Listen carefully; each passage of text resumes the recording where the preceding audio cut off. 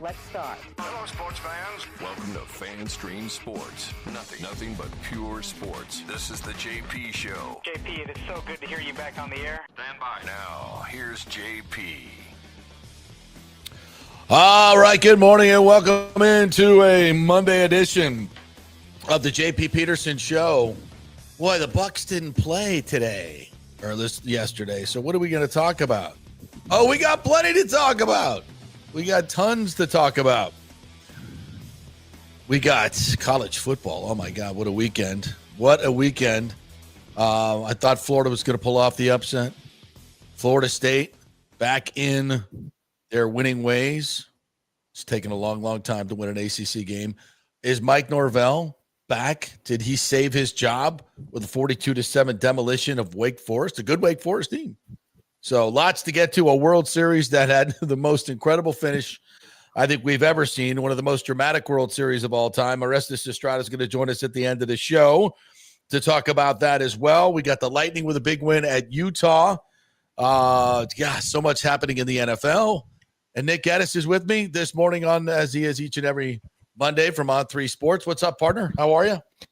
Yeah, no Buccaneer football, but I'm doing great. And like you mentioned, there was just so much stuff that happened this weekend. It's, it kind of is like it's back page news at this point, but we had an incredible World Series game on Saturday that we got to get into. The college football, all the NFL stuff that we saw. By the way, I hope everybody had a great Halloween on Friday. I feel like I forgot about that. Exactly. It feels like it was such an incredible weekend. We forgot Halloween was on Friday. For the first time ever, I felt like a dad for the first time. I think I'm dad in training at the moment. Sat outside in the driveway in a beach chair with an adult beverage in my hand and passed out candy to the children. That is definitely check that. That's dad stuff right there. That's real dad stuff. Yeah. Wait to get the little baby and in case he dresses him up in some onesie costume. That'll be awesome. And then you stand out there and throw candy at people. It's great. I played a little golf on. We opened up our finally got our course open at Palmacia. I played Friday afternoon on a glorious 72-degree day. The greens were absolutely perfect. The fairways were absolutely perfect. Great company. Actually played pretty well for me. And then went home and looked at all the folks running around the neighborhood giving out candy. It was fun. I hope you guys had a great Halloween. We got lots to get into. Where do we even start, Nikki? Where do we even start?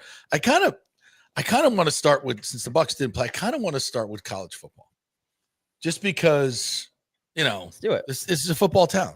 It's a football town. And we could start with Lightning everybody too, out. Yeah, everybody outside of USF, I think, in the state played this weekend. Yeah. So and a lot happened. So I think we begin with Florida.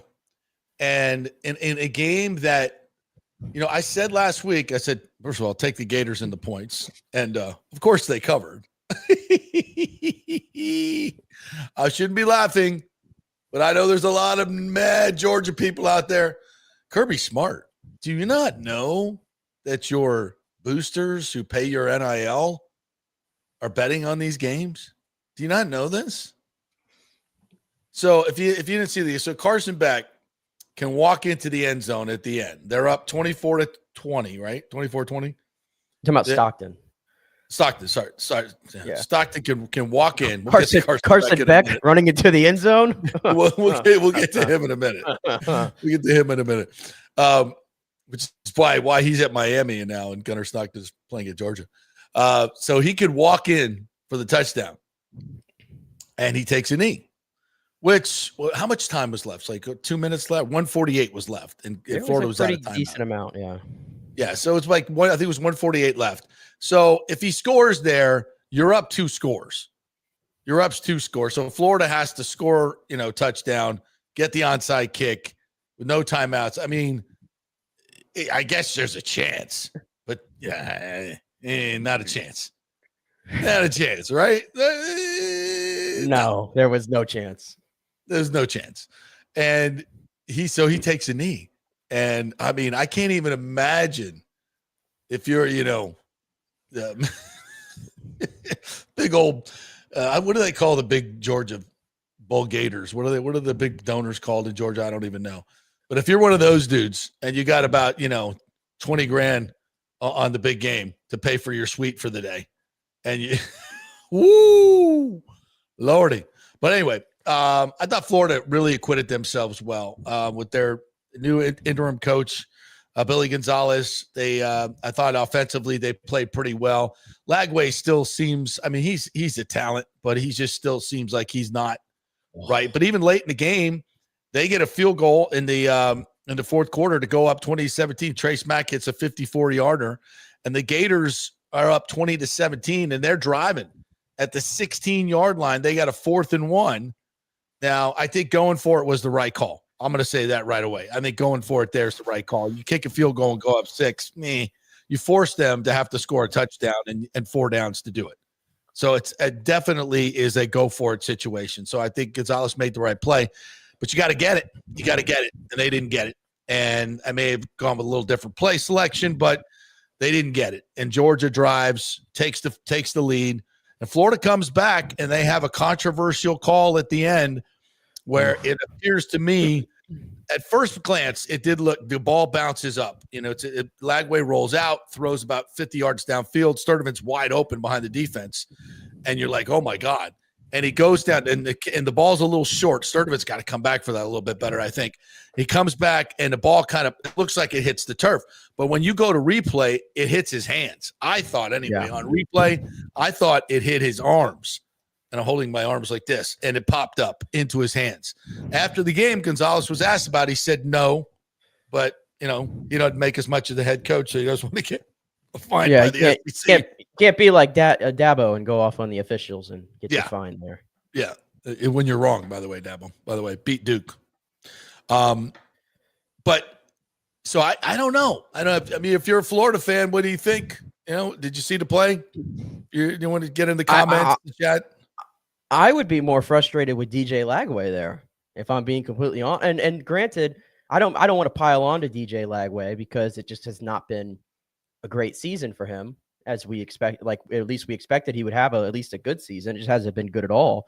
But I don't know. I guess it's easy for me to sit here and Monday morning quarterback this for sure. And I'm not out there, running for my life away from Georgia's defensive line. I don't know. It felt like he had time maybe to collect himself, maybe set his feet a little bit. Yeah. Then try to make that throw completely with his body off the ground. Mm-hmm. I don't know. I might be Monday morning quarterbacking it and nitpicking it. No. Maybe. But I don't know. Sturdivant was so wide open. I agree. I agree with you there. It's a little bit hard to but listen, if you're the athlete that he is, he should be able to get that. Yeah, I agree. But listen, this is a Gator team that's played 5 top 10 teams in 6 weeks. I mean, that's just insane. And they fired their coach, week off, playing Georgia, and you played the number 5 team, right to the end. Had a really good chance to win the game. I don't know if you're a Florida fan, if you could really ask for more than that. And this is a talented team. By the way, Dallas Wilson, who took a targeting shot, is out for the season. Yeah, so he does maintain his eligibility though, because he only played 4 games, so he's gonna have another 4 years. But yeah, we'll see. You can't ever count on him. You don't know. Unless he gets injured again, he won't need that. I mean, that kid's going to the NFL the first chance he gets. He's got an NFL body. He set the record against Texas for true freshman and with 6 catches, 111 yards, and 2 touchdowns. That dude is from Tampa Bay Tech, by the way. I'm not surprised though that Florida was in that game. I mean, I think Georgia's a number 5 team in the nation, and they're a really good football team. But I think we would agree this is not the dominant Georgia teams that we saw before. And in the current, not even close. In the current state of college football, I don't think any of the teams right now are as dominant as the teams you used to see. I don't think we're going to see a 2022 Georgia, 2019 LSU ever again. And Florida, Florida's honestly, I think Florida's better in the trenches than Georgia is. Yeah, I think I honestly believe that. I don't think Georgia has the defensive line this year that they've had anywhere close to what they had in recent years. No, so that's why it wasn't surprising that Florida was in that football game, because from a talent standpoint, Florida's not too far off from Georgia. Yeah, this is not the Jordan Davis, Jalen Carter, Georgia of all. This is not even close. And that's the parity that has come with NIL. You know, the silly thing about it is silly, but we all knew this. But the big programs, I'm not going to just point the finger at SEC. Florida State's been doing this. Ohio State, they've been paying players for a long time, and that's why they've consistently had the best players, just quite frankly. Now that everybody can pay, now you don't have Georgia stacking up 17 5-stars edge rushers. You don't have that anymore. Now they're all spread out all over the country. And the coaching is uniformly good, except at Florida State. Uniformly good everywhere around. So you've got a lot of parity. So no, and this is why, again, it's a weird situation. It's like, I'm not sitting here saying you shouldn't have fired Billy Napier, but that's a good football team. That Florida team is a good football team, but they have a hard time. I think they had a hard time winning games because of Billy Napier and the way he's not a good game coach. And you got to have that in the SEC. You got to have a good play caller. You've got to have a good manager. You've got, that's how you win games. And because a lot of these games are going to be tight games. They're going to be tight. And he wasn't that guy. So you got to go find that guy. And I get that. But, and frankly, if we just get rid of these ridiculous buyouts, firing coaches is not going to be a big deal. And I think that's coming, by the way, at some point. But the same thing exists at Florida State, and we'll get to them in a second. But the bottom line is, if you're a Gator fan right now, and Michael Stover is, by the way, and he says that was a fucking catch. Thank you for that. He also adds, but DJ played like crap nearly 2/3 of the game. Defense kept us in the game. That Florida defense is good, and they've got weapons. And I would put the lack of development of DJ Lagway, is it Billy Napier's fault or is it injuries? I mean, if a kid can't practice and play all off season, how does he get better? Yeah, how does he get better? It's tough to get better week to week playing top 10 teams in the SEC. It's, there's not a whole lot of teaching time going on, and they changed his mechanics. So I still think DJ Lagway and Mike, I'll get your thoughts on that. Mike Stover, you're the big Gator fan here. I still think he's the guy, but is he going to stick around? So many questions that are revolving around all these main programs now. It depends who the head coach is, obviously. I mean, it all comes down to that. I think you dream about the possibility of Lane Kiffin obviously coming to Florida. And I think Lane Kiffin would want to work with DJ Lagway. I think DJ Lagway would want to play for Lane Kiffin. I mean, why wouldn't you? I mean, Lane Kiffin is making magic right now with a guy who played Division II quarterback last year in Trinidad Chambliss. He got Jackson Dart to the NFL first round pick after he wasn't doing anything at USC, right? So I think the fit there, and I don't want to act like, it's so like a done deal if they're going to get Lane Kiffin, because it's absolutely not. But that's to me the big focus on Florida right now. Like, they got 4 games left in their season. They're 3-5 right now. I actually think Florida has a good shot to get to bowl eligibility for what that matters. I know that wasn't the goal going in, but you look at their remaining schedule, they're going to get Kentucky this weekend. Kentucky squeaked out a win against Auburn, but as we've seen, Auburn's a little bit of a train wreck. Auburn fires Hugh Freeze. And then Auburn fires Hugh Freeze. And then they go on the road against Ole Miss. That's going to be a tough football game. But again, I expect Florida to have fight in that one. Then you get Tennessee at home. Tennessee's very vulnerable. They've lost 3 games. They did not look good against Oklahoma in their own place the other night. And you get that at home, like I said. Their defense is awful.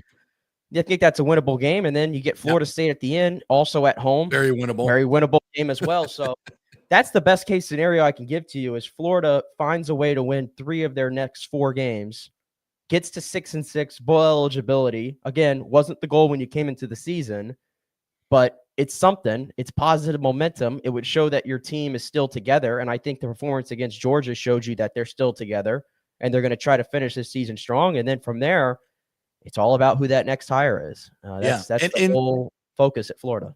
And the timing thing is the big deal.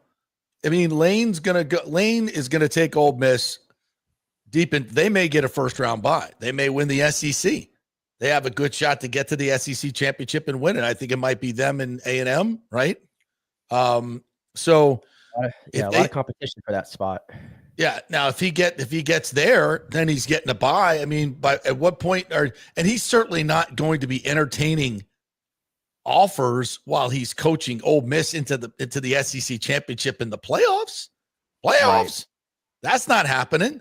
So if you're Florida and you're LSU, you just sitting and let's throw Auburn in the mix now. It ain't like that. They're chump change, right? Yeah. I mean, they have to be in the mix if everybody's going after Lane Kiffin. Auburn's going to dump a crap ton of money at his feet. But here's the thing. In 2022, Auburn wanted Lane Kiffin, if you recall. And Lane Kiffin turned them down. So if he didn't deem in 2022 that Auburn was a step up from Ole Miss, why in the world in 2025 would he even consider it? I don't think dump Auburn, truck of cash, and I don't think money is going to play into this at all. To be honest with you, knowing a little bit about Lane and where he's at right now in his life, he's got more money than he'll ever be able to spend right now, and can name it a number. Ole Miss is not going to say no. If somebody says, "Hey, we're going to pay him 12," Ole Miss is going to say, "Okay, fine, we'll pay him 12." Doesn't matter. They got SEC money. And they've got, they don't have the boosters of some of these other ones, but they're not going to let him go. What I find fascinating is, though, you've seen like coaches who have been in the talks about getting other jobs, whether it's Kurt Cignetti, whether it's Matt Rule, whether it's Rhett Lashley. All of those coaches signed extensions with their programs, taking themselves out of the running for these jobs. Yeah. Ole Miss's AD said 2 weeks ago that they wanted to do something similar to what Indiana did with Cignetti, and they were eyeing that. Well, 2 weeks have gone by, and there hasn't been any. And that's going to happen. Of course, that's going to happen. It hasn't happened, though. So I'm saying, like, until it happens, Lane's name is going to be out there at the forefront of all of these coaching searches, and I think he is literally the domino here of how all these coaching searches are going to fall. But to your point, if he runs the table here the rest of the regular season, which is very doable for them, and they finish 11-1, get to the SEC championship, get to the playoff, win a playoff game, does he say, you know what, that's as far as I can take it? Or does he go, you know what, we're still building, let me continue to stay here and see if I can win one more game or two more games? Yeah. I mean, the old paradigms of LSU, Florida, Auburn being, the big dogs in the SEC, those days are over, and I don't mean, and that's not to diminish the programs at all, but it's like, why are these jobs better? In the old days, you'd say it's Oxford, it's Ole Miss, nobody wants to be there. But right now, way less pressure. You're never going to get fired. You go to Florida and you win 9 games a year with that ridiculous schedule, they're going to fire you in 3 years, and now you're moving your family again. Yeah. And who was it? Nathan Elliott said, "Why I would be shocked if Lane went to Florida. Why? He has a good thing going for him. He can contribute to build the program and eventually retire where he is. There's very little pressure." Absolutely. Totally agree. Now, I will say this. Florida is a place where he has always wanted to coach. Growing up, he's a big Steve Spurrier fan. Of course, you grow up and those feelings change. I know I've been told that Texas is his dream job. And if Sark leaves for the NFL, which there's a lot of smoke around that, he may be waiting for the Texas job to come open, and he would know. Like Sark and he coached together at Alabama, so they're tight. If Sark said, "Hey man, I got to deal with the Titans," or wherever the hell he wants to go off the NL, Texas is going to be open. And then his agent is already talking to, that deal could already be done. Seriously, that deal could already be done. And we don't know. I'm not saying it is. I'm just saying it could be. And everything that we saw over the last 7 or so days at LSU. Who the heck wants to go there? They don't have a president. They don't have an AD. The governor there, who seems a little unhinged, maybe is the right word to say. And especially his rhetoric on college football and Jimmy Sexton and all this stuff is just a little too much for me. Does that seem like when you have choices, why get into that? Yeah. Does that seem like an inviting atmosphere for you? I don't know. It's like marrying into a family with a crazy ex, 2 alcoholic stepkids. It's like, no, I want no part of that. I have better options. Yeah, and the governor explicitly calling out Jimmy Sexton for basically ruining college football, and that's he ain't wrong. He ain't wrong though. He's not wrong on that one, but is that the smartest pitch if you're trying to get Lane Kiffin? Like, I don't know. No, not. And again, we blame Jimmy Sexton. He's just doing his job. He's taking advantage of the rules the way they are. So he's not the devil. But the devil is the fact that we've allowed this system to exist as it is. They could have easily put in parameters for buyouts and contracts and be done with it, and that's what they need to do. All right, so let's kind of we're kind of going all around college football because it affects FSU, UF, Miami, USF, affects everybody. Because guess what? All these coaches now are being taken off the board. Who's left? I said I wouldn't talk about that, but you know what I'm talking about. So it affects everybody. And so now let's transition to Florida State. You know, I feel that Mike Norvell's days there are numbered. And I certainly felt that way before this weekend. But wait a minute. The Mike Norvell PR campaign has begun. Oh, my goodness. I mean, am I being a little cynical here, Nick? When Castellanos and now Edwin Joseph, who screwed up, what's that? Earl Little as well. Earl Little. All these players now are suddenly loving on Mike Norvell. Oh, he's our guy. He's my man. We wouldn't be anything without our coach. Where was this? We had to wait to win a game to say this? Where? I don't even remember hearing that after the Alabama win. I mean, all of this, I mean, it's not just, hey, we like our coach. It's like, oh, he's my man. It's not about me. It's my love for him. It's like, I'm like, and it seems very contrived. That after the win, that all the players are running to the microphones to say how much they like Mike Norvell. Am I wrong? Am I just being an old cynical old man here? That my BS meter is going woo woo. No, I found it very interesting. And all of a sudden, Edwin Joseph is going on Twitter, and that's my coach, and it's heat of the moment. It's all that stuff. We love him. Castellanos did the same thing, or Little did the same thing. Like the team leaders are all of a sudden rallying around him, and I mean, it's just interesting, right? It really is. Yeah. And I think what's more frustrating, it's like Florida State is just like one of the hardest teams to figure out at this point. JP, yeah.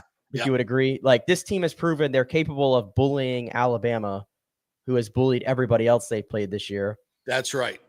They're also capable of losing to Stanford. And then they're capable of getting off the mat. And then they're capable of getting off the mat and coming back home with all the noise that happened over the last 2 weeks and absolutely throttling Wake Forest, who was 5-2 coming in and beat SMU the week prior, who just beat Miami. Right. Yeah. And Florida State, as we sit here today, has the number one offense in college football, which is a staggering thing to say. If you take out the two games against East Tennessee, West Texas State, whatever, A&M Commerce and Kent State, I think those numbers would be a little bit different. They are inflated, but nobody's put 31 on Alabama. Nobody's put 45 on Virginia. Nobody's put 45 on Wake Forest. Like it's just that's right. It's just odd. It's just they're just hard to figure out. Like it's just Jekyll and Hyde with this team. You just never know which one you're going to get. And it looks like they're still together after this week. And it seemed like the fan base that was there at the stadium, which it was a better turnout than I was anticipating. The other night, by the way, great homecoming crowd. Great homecoming crowd. And he walks off the field with the students and the crowd cheering him. So I can't make sense of everything that's happening there right now. Yeah, it's a little bizarre. It's a little bizarre. And 14-0, I'm watching the game. 14-0, and Wake Forest has had a couple of big plays called back. Right, so this is still very much a game, and I'm still very nervous. Like, what are we going to do now? So FSU is at I think it was the minus 40-yard line. The minus 40, maybe. Anyway, 4th and 7, maybe. I'm sorry. I should have the exact numbers here. But anyway, in midfield, 4th down, you're up 14-0, right? Punt the effing ball. Punt the effing ball. Your defense is playing great. You don't make the 4th down, another crappy Castellanos run around stupid play. You don't make and you hand the ball to Wake Forest. Now you get a lucky turnover at the end, so they don't score. But that's another brutal game call by Mike Norvell. Stupid. Nobody will talk about it because they went on to win 42-7. But that's the same idiotic calls he's been making forever. He doesn't know how to manage games. I don't want to come on here and rip Mike Norvell on a game after he wins 42-7, but I know everybody's going to be, the pom-poms are going to be out and everybody, the players love him. And I would love to jump on that bandwagon. I really would. I can't. You can't overreact to one game. Right. You just can't overreact to one game like that. The Stanford game to me is too big of a scar. Like that was absolutely. Like the Pitt game was like personally my breaking point. Now, granted, we've discovered that Pitt, ever since they've gone to Mason Heinschel, their true freshman quarterback, Pitt's just running up the score up on everybody right now. So maybe you get a little bit of a pass it's not like there. This guy's Dan Marino, but evidently I was wrong. Like Virginia continues to win games. They're 8-1, number 12 team in the nation. The difference between you and them was a bobbled catch in the end zone by Deuce Robinson. So maybe I should cut you. Maybe I should cut you some slack there. In Miami, you started so slow, you got out talented, whatever. But that Stanford game, there is no defending that. There is no coming to grips with that. So it's like everything else they do just seems so tainted to me. Yeah, I agree. And everything that happened last year. Yeah. 2-10 still exists. 2-10 still exists. And so to your point, the ridiculous inconsistencies in their play. And you watched the Wake Forest game. Wake Forest made a lot of stupid mistakes. A lot of stupid mistakes. They didn't show up to play, which is weird because they're well coached and just it was weird. But you did what you did. And it's almost more of an indictment of the Stanford loss. If you can do that to a good Wake Forest team, for those of you who think, it's Wake Forest. No, Wake Forest is 5-2. To your point, you laid out their resume. They're a decent football team.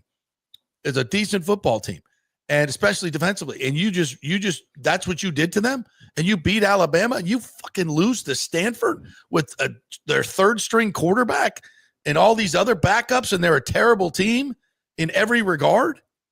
Yeah, come on. What I'll give Mike and his staff credit for, though, is you did see there was a little bit of a youth movement in this game. Yes, Sam Singleton. Started the game and a running back. Sam Singleton, who hadn't gotten a carry since Miami, and he only had one carry in that football game, starts the game. Gavin Sawchuk is in the background. Squirrel White did not start at receiver for this football game, right? So they went a little bit of a youth movement. Sam Singleton was interesting to me because you would assume if they were going to go youth movement, well, they're just going to give those carries to Croma. Right. I will disagree with the usage of Usman Croma in this football game. I don't think he got a carry. That was weird. He did not get a carry until the fourth quarter, I believe. And let me tell you right now, if you're asking for a guy to hit the transfer portal after the season, you're doing a pretty good job there. That I don't agree with, because as much as Sam Singleton played well, he's not the caliber of a player that Usman Croma is. So that was a little weird. But in general, I like the sort of youth movement that they sort of displayed in that football game. No, that was like, that was weird. I didn't understand that. But let me just say this, and we're not there, and I have no inkling of this at all, but maybe there's something in the background that happened that was somewhat of a discip thing. And if it was, then that's okay. Well, Croma's also had a little bit of accountability is something that. Yeah, I was going to say Croma's also had a little bit of a fumbling issue this year, so maybe that was part of it too. Yeah. I don't know, but I still feel like those guy fumbles has a lot have been of talent. big. These two fumbles that they've had. Oh God, yes, he's their highest ranked recruit in forever. So listen, there's a lot going on at FSU, and it's, what it all adds up to? Limbo. It's limbo. Mm-hmm. You don't know who the coach is going to be. You don't know who the freaking team is going to be week to week. And now it's the disappointment bowl next week at Clemson. Right? Oh my gosh. The optics of who's this. Who's the more disappointing team? Oh, well, it's Clemson. But the optics of this is Florida State and Clemson suing the ACC and then trying to use the argument of, well, we get the highest ratings in the conference, so we should get more of the money. And this game between FSU and Clemson in November, which used to decide who was going to go to the conference championship game once upon a time, is on the ACC network. The ACC network does not even qualify for the Nielsen ratings, folks. So the ACC is literally trying to hide this game from you. It's happening. That's a little weird. But we don't. That's a little weird. But we don't want you to know that it's happening. These two teams are going to play their football game on the ACC network. It's going to be like the 50th best game of the slate. Hide your eyes. Don't watch this. But that's a little weird, Nick, to be honest with you. And that's the conference deciding that. So the less ratings, the less money they have to pay Florida State and Clemson. So if this game were, and it's still going to get huge viewership because of the two fan bases, but it's going to be harder to find. Yeah, that's a little weird. And I don't want to get into the weeds on that, but that seems like a retribution, and maybe a lot of these calls that are going against Florida State and Clemson have a little bit to do with that as well. It's interesting. The SEC, they got it right. They know Georgia's number 5. They know Florida's not going anywhere, right?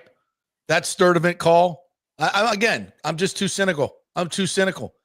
And this is where you see this all the time. The SEC always protects their major branded teams in terms of the officiating of the game.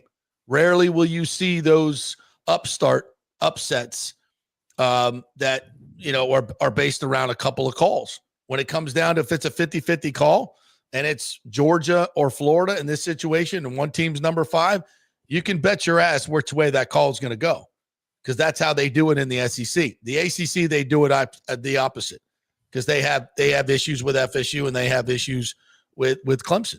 That's just a way, in my opinion, in my jaded conspiratorial opinion, it happens too much.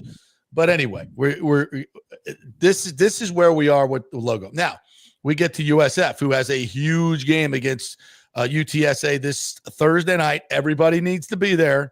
Let's pack Raymond James Stadium on a Thursday night. This is a huge game for USF. They got UTSA's coming off a throttling of Tulane. It's a big, big game, and they need a home field atmosphere. They need a home field advantage. Let's give it to them. By the way, the basketball team's opening up tonight against FAMU and Charlie Ward. Yes. I'm going to have to try to get out there tonight to see him and see USF basketball. This was a good weekend, though, for USF. Even yes, though it they was. did not play a football game. Tulane. I mean, goodness gracious, they get dominated by UTSA on Thursday night, and then so that basically takes Tulane. Tulane's only got the one conference loss, so theoretically they're still in the hunt for conference championship, but they need a lot of help. And then North Texas goes ahead and takes care of business of Navy. And that's really beneficial to USF because USF plays Navy here in a couple of weeks. Yep. And USF has the win over North Texas convincingly. So I believe if those two teams were to finish with the same record and everything, conference loss, all that, I think USF gets the tiebreaker, I would assume. If it's head-to-head, but you got so many teams with one loss now. Right. They're all going to play each other over the next couple of weeks. So you got 16. Yeah, you got 6 teams right now with one loss in the conference. The other one is East Carolina, who has 1 loss, but I don't really think they're probably going to be a factor. So it's probably going to be some combination of Navy, Memphis, North Texas, USF, and Tulane. 2 of those teams are going to be playing in your conference championship. But USF needed some help, and in one weekend they got all of it. Right, and I think it may go to highest ranked at some point to host the game. And USF still has those 2 top 25 wins banked. And by the way, Boise State's doing okay. So you got that Boise State and that UF win, which will always be, it's a top 20. They're both top 25 wins when you played them. It's the way it is. The Gators, listen, are the Gators a top 25 team? You almost beat Georgia on a neutral field. You beat Texas. They're a good football team. They're a good top football 25 team. Talent. They sure as shit got top 25 talent, no question about it. So it's all, and then we get to Miami. Oh man, it's November, right? Yeah, Miami in November. I mean, did you see the graphic they put up of Miami in September and October, and then November? Their winning percentage is like 289 in November. They are 4-11. In November and December, and they're 24-7 from August to October. Nicky numbers. I knew you have the numbers. How about that? How about what holy choking shit is that? I mean, I watched a good bit of that SMU game. And first of all, SMU is a good football team. They're a good football team, and Rhett Lashley knows how to win. And they come back in overtime. They get to overtime, and then they win it in OT. horrible interception by Carson Beck, if I'm remembering that correctly. Oh, you are. Yeah. I mean, it's Miami. Miami's going to Miami. And it happens every November. I thought they were better than this, man. I really did. Like, I got to be honest. I was drinking the Miami Kool-Aid this year. I thought the talent is undeniable. Look at that. Their two rush ends are going to be both going to top 5. Mesidor and Bain are going to be like top 5 picks. Yeah. Their entire receiving core by the time Malachi Toney gets to freaking NFL, they're all going to be first rounders. I mean, there is so much freaking talent on that team. Yeah, it's 2 years in a row of this. Like, that's the thing that's so like disappointing. This is 2 years in a row that you are squandering the best Miami teams that we have seen in over 20 years. I don't think I'm stepping out of bounds by saying that. No. Like, that's what Mario Cristobal's working with here. And one of those teams, you lost the game because you didn't take a knee against Georgia Tech. All you have to do is take a knee to win the game. You can't do that. That's the second time Cristobal's done that in his career. You never escape that. That just shows a lack of something. A lack of something. And as much as I believed in Miami, this was an obvious game to pick an upset and take SMU, because this is the first time that everybody's talking about. It's the first time Miami was leaving the state of Florida, which is ridiculous how the schedule fell for them. Right. And then you're going to SMU. SMU's coming off a bad loss to Wake Forest where they did not play well, right? They scored 12 points, so they have that motivating factor to get back into it. Rhett Lashley signs the extension, committing himself to SMU, so that's plus points for everybody. I think that uplifts your program when you know that, our coach is not going anywhere. He's staying put. And Kevin Jennings is a better quarterback than Carson Beck. Right? And that game's playing at noon. It's bad weather. It's like 50 degrees outside. This puts Miami in a compromising situation. How are they going to react? I had SMU at 9 points, by the way. That was a gift. How are they going to handle that? And true Miami fashion, they find a way to fold. And now here we sit here today. I don't even think Miami has a path to get to the ACC championship game now. I heard somebody say, they're not getting to the ACC championship. No, but I heard somebody say, well, they went out at 10-2. No. If they went out at 10-2 and don't have a chance to go to a conference championship game and get another win, no, they got nothing. They're dead in the water. They're dead in the water because your Florida State win means very little unless they turn it around. Miami. And by the way, I'm not convinced Miami's going to go undefeated to end the season. No, because they end the season on the road against Pitt. Yeah, it's going to be cold as hell up there. For Miami to play. Yeah. And as I've mentioned, Pitt has not dropped a football game since Mason Heinzel has been inserted as the starting quarterback. And they're running it up on everybody. How about that? I tell you what, this has been and will be the most exciting, parity-driven college football season in my lifetime. Because as we sit here today, and we're going to get the lowdown on Ohio State from all our FanStream Sports Ohio people this week. Ohio State looks good. They look good, but come on. Was it 17-14 against Penn State at the half at home? Now, I know they ran it up in the second half. What was the final? 38-17, something like that? Yeah. I mean, but still, Penn State's not a good football team. They're floundering. So how good is Ohio State? And I listen, I don't want to piss on Indiana, but come on. No, hold on. I think I got to tell you, JP, though, you're seeing it across college football, all this parity. All of these really good teams every week are in dogfights. Every week. Georgia's in a dogfight every week. Alabama's in a dogfight every week. A&M to a little lesser extent, but A&M has been in a couple dogfights this year. Ohio State, not really in many dogfights, but they haven't really played the toughest of schedules, the way things have fallen for them. Every week that goes by, Indiana, its opponent, road, home, doesn't matter. 48-10 is the final score, something of that nature. They are pounding teams. And by the way, winning by 10 on the road against Oregon, that's a blowout. That's something. When you That's win a by thing. 10 on the road at Oregon, that qualifies to me as basically a blowout. They controlled that entire football game. Yeah, their defense Indiana has a strong case to be the best team in the nation right now, in my opinion. Yeah. And Mendoza at quarterback is playing really, really well. Yeah, I don't know. But I still think, remember, I'm going to go back to last year's playoff.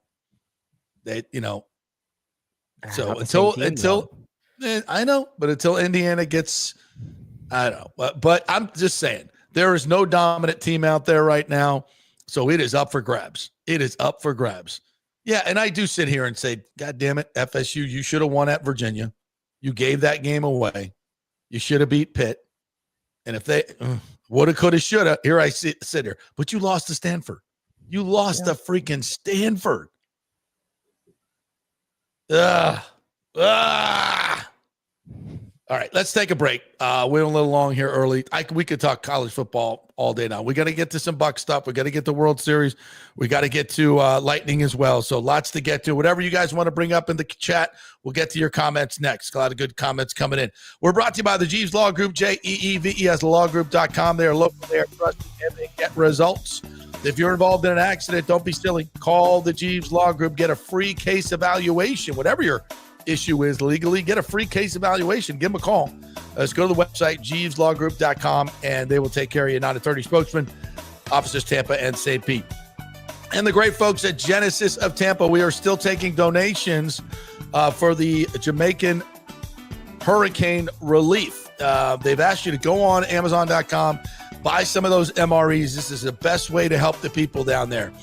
Buy the MREs and have them shipped to Genesis of Tampa. You don't have to ship them to Jamaica. And you'll know every one of these meals is going to go to someone desperately in need. Gray Bull Rescue is going to fly everything down there. If you want to bring stuff by Genesis of Tampa, do that as well. You got some extra clothes, all those things. Just bring them over to Genesis of Tampa. We'll take care of getting them to Jamaica. 801 East Bears Avenue, just off of 275, Genesis of Tampa. Oh, by the way, if you buy a new car, no payments until 2026. Genesis of Tampa. Back in 3. Stay with us. Experience the art of driving at Genesis of Tampa, where luxury meets innovation and every detail is crafted for you. From the bold G70 to the refined GV80, Genesis delivers power, elegance, and technology years ahead of its time. Book service online, and our Genesis Experience advisors will pick you up and drop off your vehicle. If available, you can enjoy a courtesy car while yours gets a complimentary interior vacuum plus a generous offer for your trade. Every new Genesis comes with the Miracle Advantage Plan, 10 years or 250,000 miles of powertrain warranty and 4 years of complimentary maintenance. Visit us at 801 East Bears Avenue or online at genesisoftampa.com. Genesis of Tampa, luxury redefined. Italiano Insurance would like to congratulate the Bucks on their 50th anniversary season. And you know what? We've been here for every season and then some, over 60 years in business. We've seen some smart coaches with great game plans, but if you don't have flood insurance or business insurance, that's a terrible game plan. That could ruin you financially. You don't want to take that L. So call 813-877-7799 and let their friendly agents quarterback your insurance and save you big money. Italiano also sponsors our FSU report every week. So go Noles. 813-877-7799 or go to italianoinsurance.com. JP here for Riveters, our new official sports bar and grill of the JP Peterson Show. And just like our show, no BS, no corporate chain feel, just amazing, authentic folks serving great comfort food in a casual atmosphere at unheard of prices. Riveters is located just south of Raymond James and Steinbrenner Field on Dale Mabry, walking distance to the park, so free parking, great place for pregame and postgame. Let's talk about fresh food. Nothing is frozen. Burgers, wings, prime rib, roasted fresh daily, never frozen. That makes a huge difference. The mahi, the salmon, also super fresh. All our sauces are original recipes made in-house.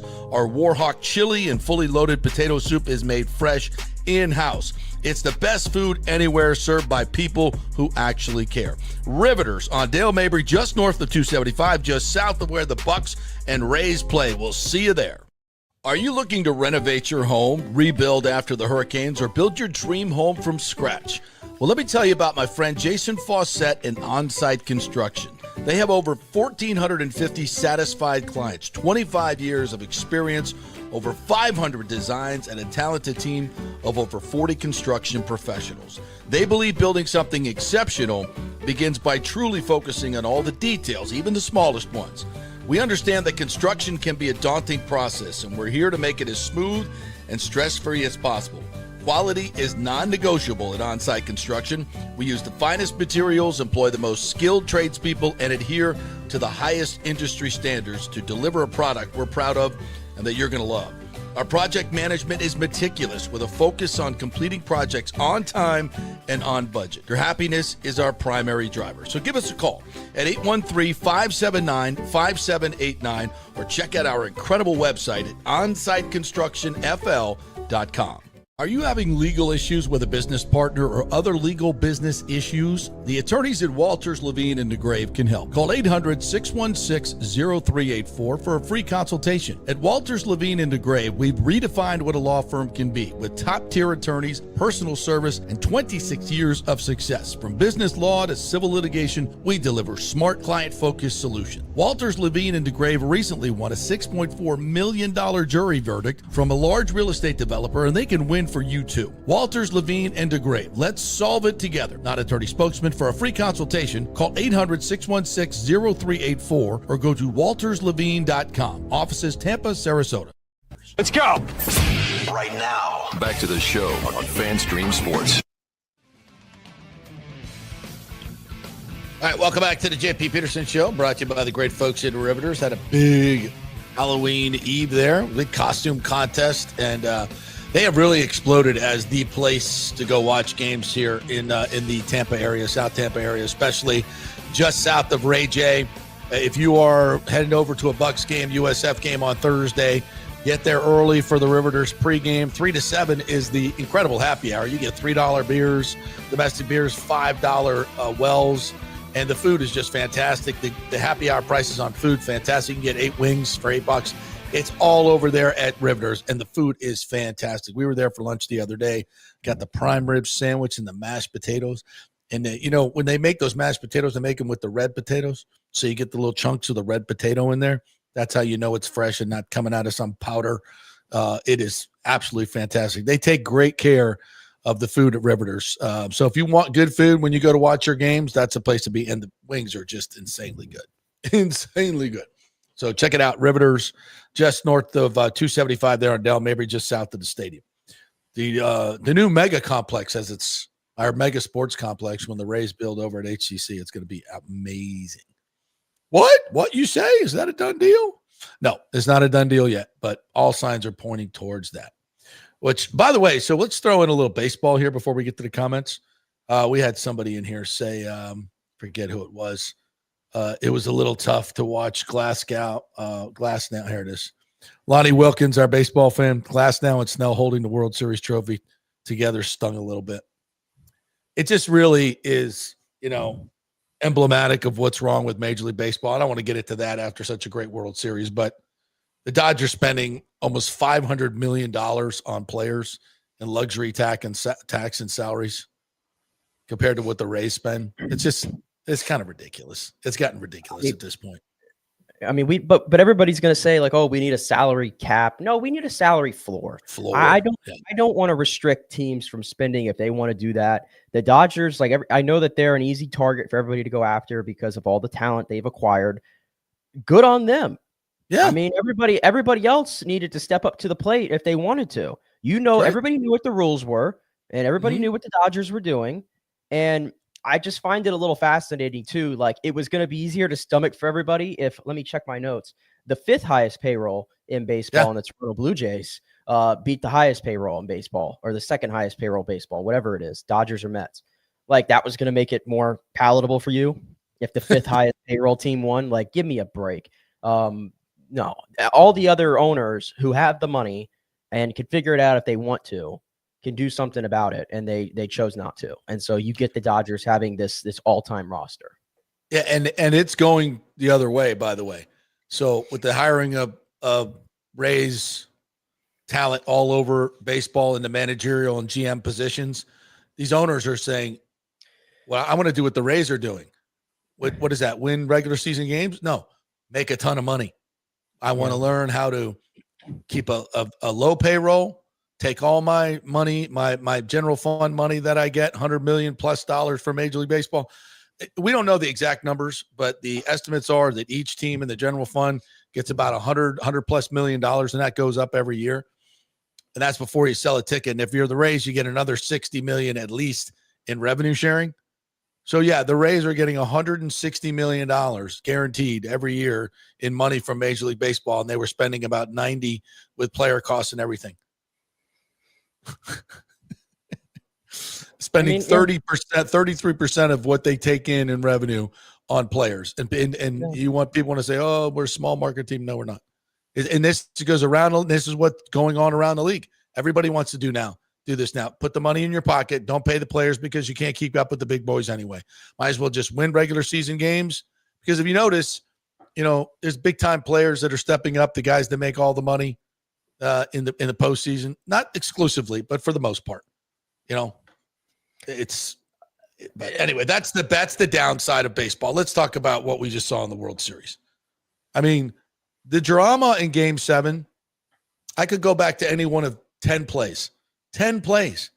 The catch that Pages makes is Kiki Hernandez is stumbling backwards, and you're just like, if you're in the building, if you're in Toronto, was this Game 7? Was this Game 7? Game 6 and Game 7. This was Game 7. Yeah. And it was the winning. If he doesn't catch that ball, Toronto wins the World Series. I just remember that part. And he's stumbling and bumbling. I'm like, this ball's going to either hit the wall or go over the wall. And then out of nowhere, Pages comes in and just reaches over him and grabs the ball. I'm like, what? Are you kidding me? And then 1 out, top of the 9th, Toronto up, 4-3 at this point? Mm-hmm. Rojas comes up to pinch hit. Miguel Rojas, 36-year-old Miguel Rojas, who averages like a home run or something every 80 at bats or something like that. Are you kidding me? And he hits one. I'm like, no way. And it goes out. And we're going to extras. And then the bottom of the 9th, they had a chance to win it. They had bases loaded, 1 out. By the way, that was the Pages. Was that the Pages inning? I think that was the bottom of the 9th. And then who was the bottom of the 10th? Kiner Falefa on third. And he gets about a 3-step secondary lead. Are you kidding me? And he's out at the plate. So if he scores, and this is with 1 out, bases loaded, 1 out, infield in, and Kiner Falefa's on third. I believe he was running for Bo Bichette, I think. Okay, You can see this. You could see this. You guys catch me up on the details here if I'm screwing it up. A lot went on this weekend. You see the freeze frame of him. He's literally 3 steps off third base, bro, when the pitch has already been made. You should be secondary lead moving towards home plate. If that ball is if there's contact made, you're scoring. And you should be running. You freeze frame when that ball is just put into play. He's still standing still at third base. You should be halfway down the line. Not halfway, because then if he misses it, the catcher throws the third. But the third baseman is well off the bag and in front. For him to even get back to third, if the catcher does see you off third, he's got to make a great play to get by. Bottom line is you should be at least 7 to 8 steps off that bag and moving forward towards home plate. And you're out by this much? I mean, that is a catastrophic mental error. Probably shouldn't slide. Also going into home, if he runs straight through, he probably is safe. And that, by the way, that's to win the World Series, because all this stuff you're talking about, I had to go double check. I thought it was. This all happened in the bottom of the 9th. Remember, that inning started with Vladimir Guerrero coming up to the plate, and Vlad missed it by just like that. Just enough on the end of the bat that he hits it to the warning track. And that was going to be one of the great moments in the history of Major League Baseball if Vlad Guerrero had hit a walk-off home run in that moment. And I was honestly rooting. I was honestly rooting for it. It wasn't to be. But then, to your point, the whole play, the Kiner Falefa play where he gets thrown out at home, that's also Miguel Rojas who makes an incredible play where he like stumbles backwards and he's like completely off balance, and he has to make the most perfect throw in that moment. Yeah. And he does. But you also had the added drama of Will Smith's foot coming off the bag and then him having to get it back on while Connor Falefa's if they would have overturned that to win the World Series, I would have been so pissed off. That would have been the most anticlimactic ending to an unbelievable World Series. And then after that, I mean, here comes Clement up to the plate, who has like the most hits in like the history of Major League Baseball in one postseason. And hits it all the way to the track. And like you mentioned, Kike is stumbling and bumbling over himself out there. And Pages runs from like 200 yards away or something crazy. He wasn't even in the frame. 200 feet away or whatever. and he just had gotten into the game on that play. Like he was on the bench. And he comes out and makes that play. I mean, that's the incredible part of this is the two guys who saved that game for them. Miguel Rojas, number one, who had not played since the divisional series. Dave Roberts had a hunch going into Game 6. And put him in there, and he was clutch as hell on defense in Game 6, and then again in Game 7, and got the home run to tie it. And then Pages, who was benched, comes in that moment and makes that catch. Unbelievable. I mean, you talk about using your entire roster to win. There's not an analytics page in the world that had Dave Roberts making those two moves. That's gut baseball. And I'm happy for Dave Roberts, because I think everybody has looked at the Dodgers' success under him and goes, well, look at the roster. Anybody can manage that team. Yeah. Dave Roberts had to make a lot of big-time calls in this series. And Dave Roberts hit the nail on the head on every decision, from Rojas to the defensive changes he had to going How about to all Yamamoto, the pitching changes? Yeah, going to Yamamoto on 0 days rest after he just threw 100 pitches after earlier in the series, he threw a complete game shutout, to go with him for not 1, not 2, but 3 innings, trusting him to get that done. That ain't in the analytics book. No. And we're taking out our dominating starting pitcher in Game 6 because the analytics book says he can't do go 3 times through the order. Literally. I say all that though. I think this was just that was as crushing as a defeat as you can get from Toronto. And I feel like Toronto, like this is as much about them as it is about the Dodgers. The Dodgers hit 203 in this series. They hit 203. The Blue Jays outscored them by 8 runs. And I can't tell you how many countless times they had the Dodgers on the ropes. But what is the saying? You got to cut the head. Yeah. You got to go for the head. To be the man, you got to beat the man. The Blue Jays had every opportunity to go for the head and kill the Dodgers once and for good. And they just kept going jab, jab, jab. They could never finish the shot. And the Dodgers, a team like that just has so many different ways and so many different players they could throw at you, you just gave them too many chances. That's really all it came down to. And I don't absent the Connor Falefa play, was there another play that you said, oh, you blew it? I don't know. Game 6, that 9th inning was pretty tragic for the Blue Jays, where they had the bases loaded with 1 out, down 3-1, and there's a soft liner to left field, and I think it was Barger or whoever that is like completely halfway down the line. I don't know why he thought that ball was going to drop, and he gets doubled off there, and that's how you lose that game. Yeah, like that was a big moment. Barger, King High School, by the way, was almost the hero of this World Series. Dante Bichette, Lakewood High School, was almost the hero of this World Series with his 3-run home run in Game 7. I mean, by the way, bring him home. There were just so many moments, so many dramatic moments in this World Series that and we go back to Game 3, the 18-inning game. Shohei Ohtani. I mean, just what a series. What a series. Yeah. And how about this? Baseball? Go ahead. You finish your thought. I was just going to say baseball is in a great spot. It could be. I think the changes they've made to the game, the pitch clock, all this stuff, brilliant. The extra innings, ghost runner, I'm for that as well. Not in playoffs, as we see, but regular season, let's get a winner and let's do it fast. Games are long enough. All these changes that they've made that the purists said would be awful for the game are better for the game. Getting rid of the shifts, better for the game. Everything they've done, better for the game. And it's the most athletic baseball's ever been. It's the most athletic we've seen, that what we're seeing in terms of the catches in the outfield and the base running and the speed and the power in this game, never been better. Now let's pitching. fix the Unreal. financial structure. A fit pitching credit. Let's fix the financial structure of this game so that everybody can be in the game.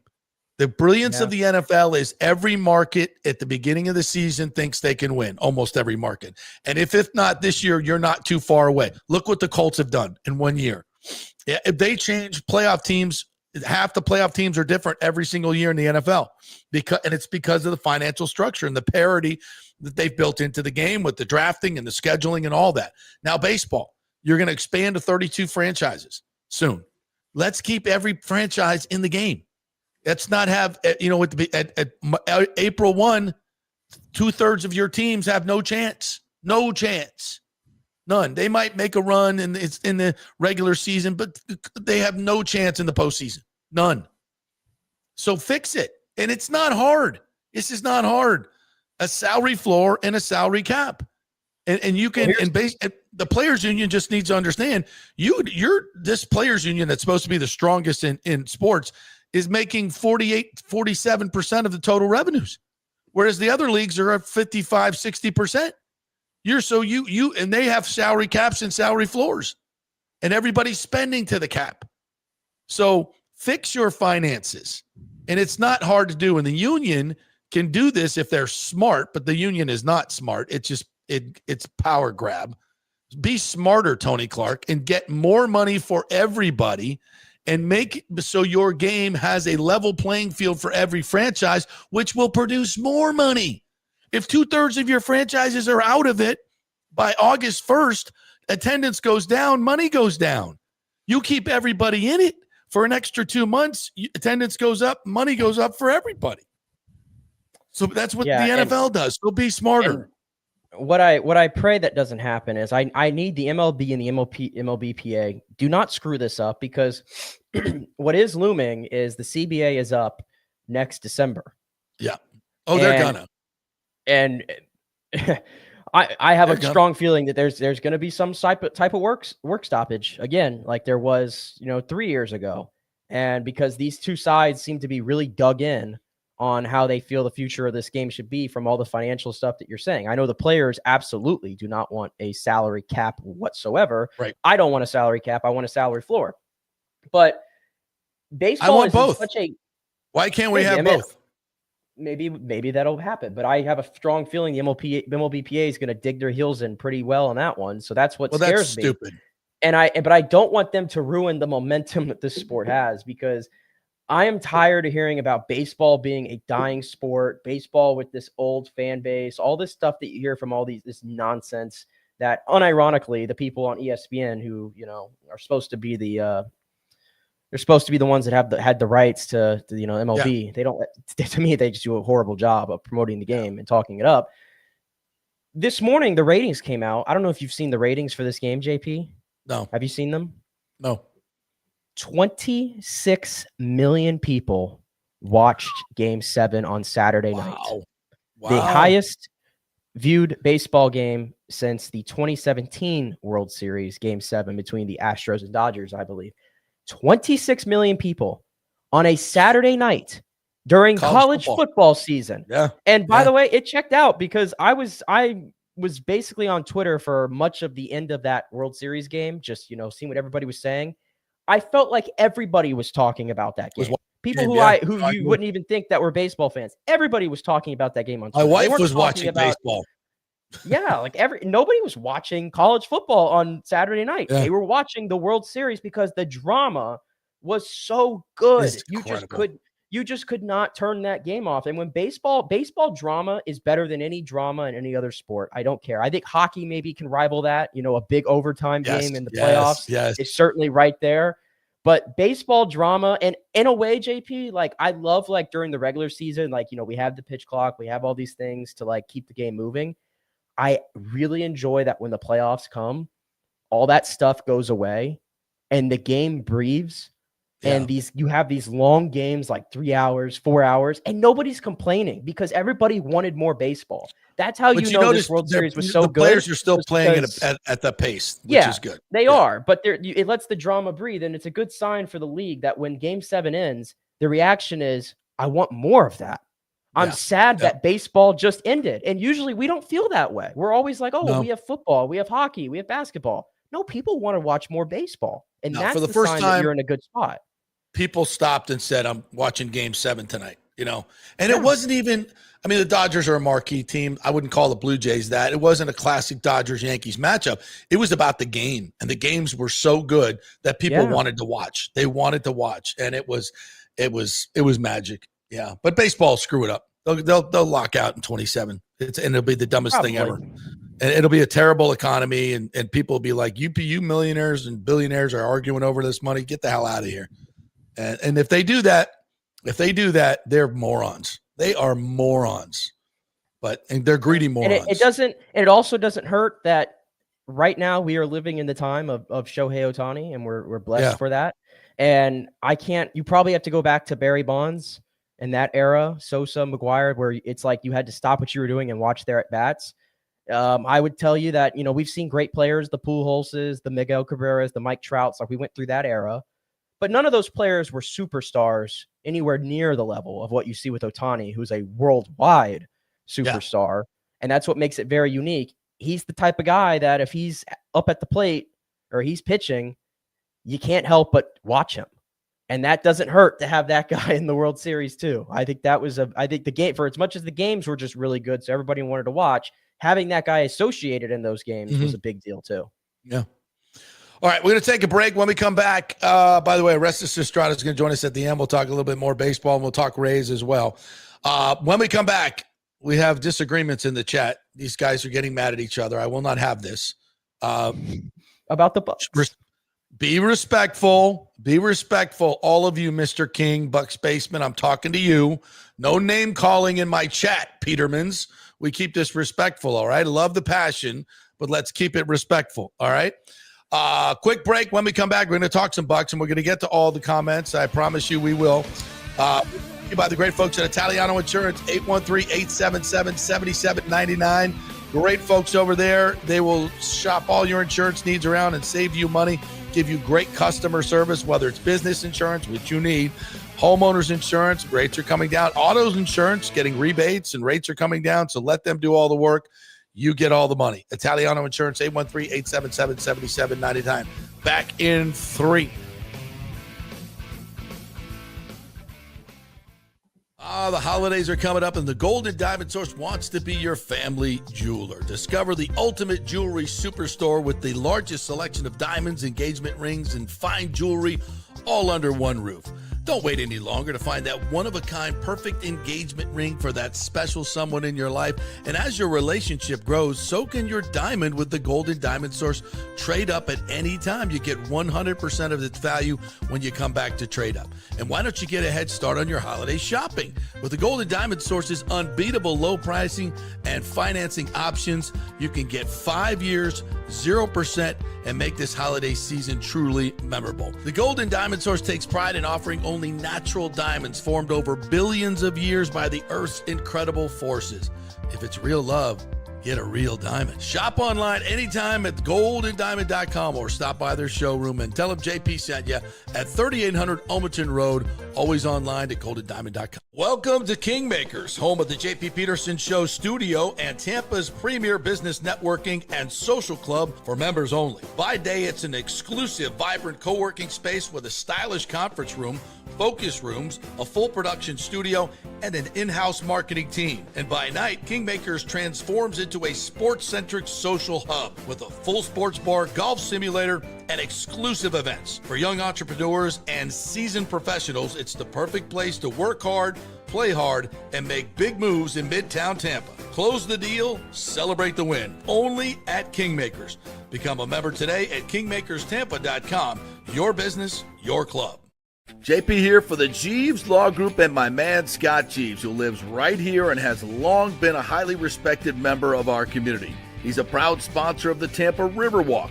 Jeeves Law Group is also a proud sponsor of our Grand Central District in St. Pete and has neighborhood events throughout the year. He has an office on Central Avenue in St. Pete and one on South Howard in Tampa. You can't get more local than that. So when you need an attorney, you're going to hire some huge firm that advertises all over the state or the one that supports your favorite sports show. It's the Jeeves Law Group. We're local, we're trusted, and we get results. For personal injury and personal attention, call us for a free case evaluation. That's 888-9-JEEVES. That's 888-9-JEEVES. With this record heat in Tampa Bay, you better have your AC unit running at peak efficiency. Third Generation Plumbing installs the best American standard AC units. Our split systems offer the highest efficiency available while reducing energy bills and maximizing comfort. That's why Third Generation Plumbing trusts American standard air conditioning, built to last, made to perform.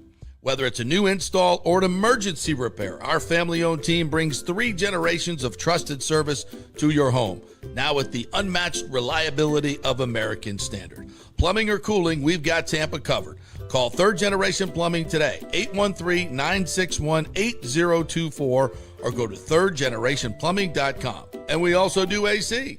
Ciao, Paolo Tini here, owner of Caffè Paradiso, voted number 3 People's Choice Award on Open Table. I want to thank all our loyal family of customers that have been enjoying our great traditional Italian dishes we make from scratch every day. It's a great family story we're proud of. Our family moved from Rimini, Italy in 1984. My dad, Caesar, started Donatello, and that's where I got the start in the restaurant business. I started Caffè Paradiso on South McDill in 1995, and we've been there ever since. From our traditional ossobuco, a veal slow roast for 4 hours, to our daily fresh catch, the Gruppo Paradiso, with a piccata sauce and lobster claw meat, homemade pasta like lasagna, farfalle salchicha, which is a bow tie pasta homemade with fresh sausage. Hold on a minute, JP's favorite. I love it. So come and have a glass of wine with me on South McDill. Get a reservation on Open Table and see all our 5-star reviews. Ciao, see you soon at Paradiso.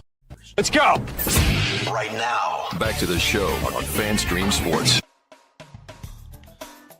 All right, welcome back to the JP Peterson Show here as we roll on, and it is time to get your health insurance for next year. Don'tGoUncovered.com is where you go.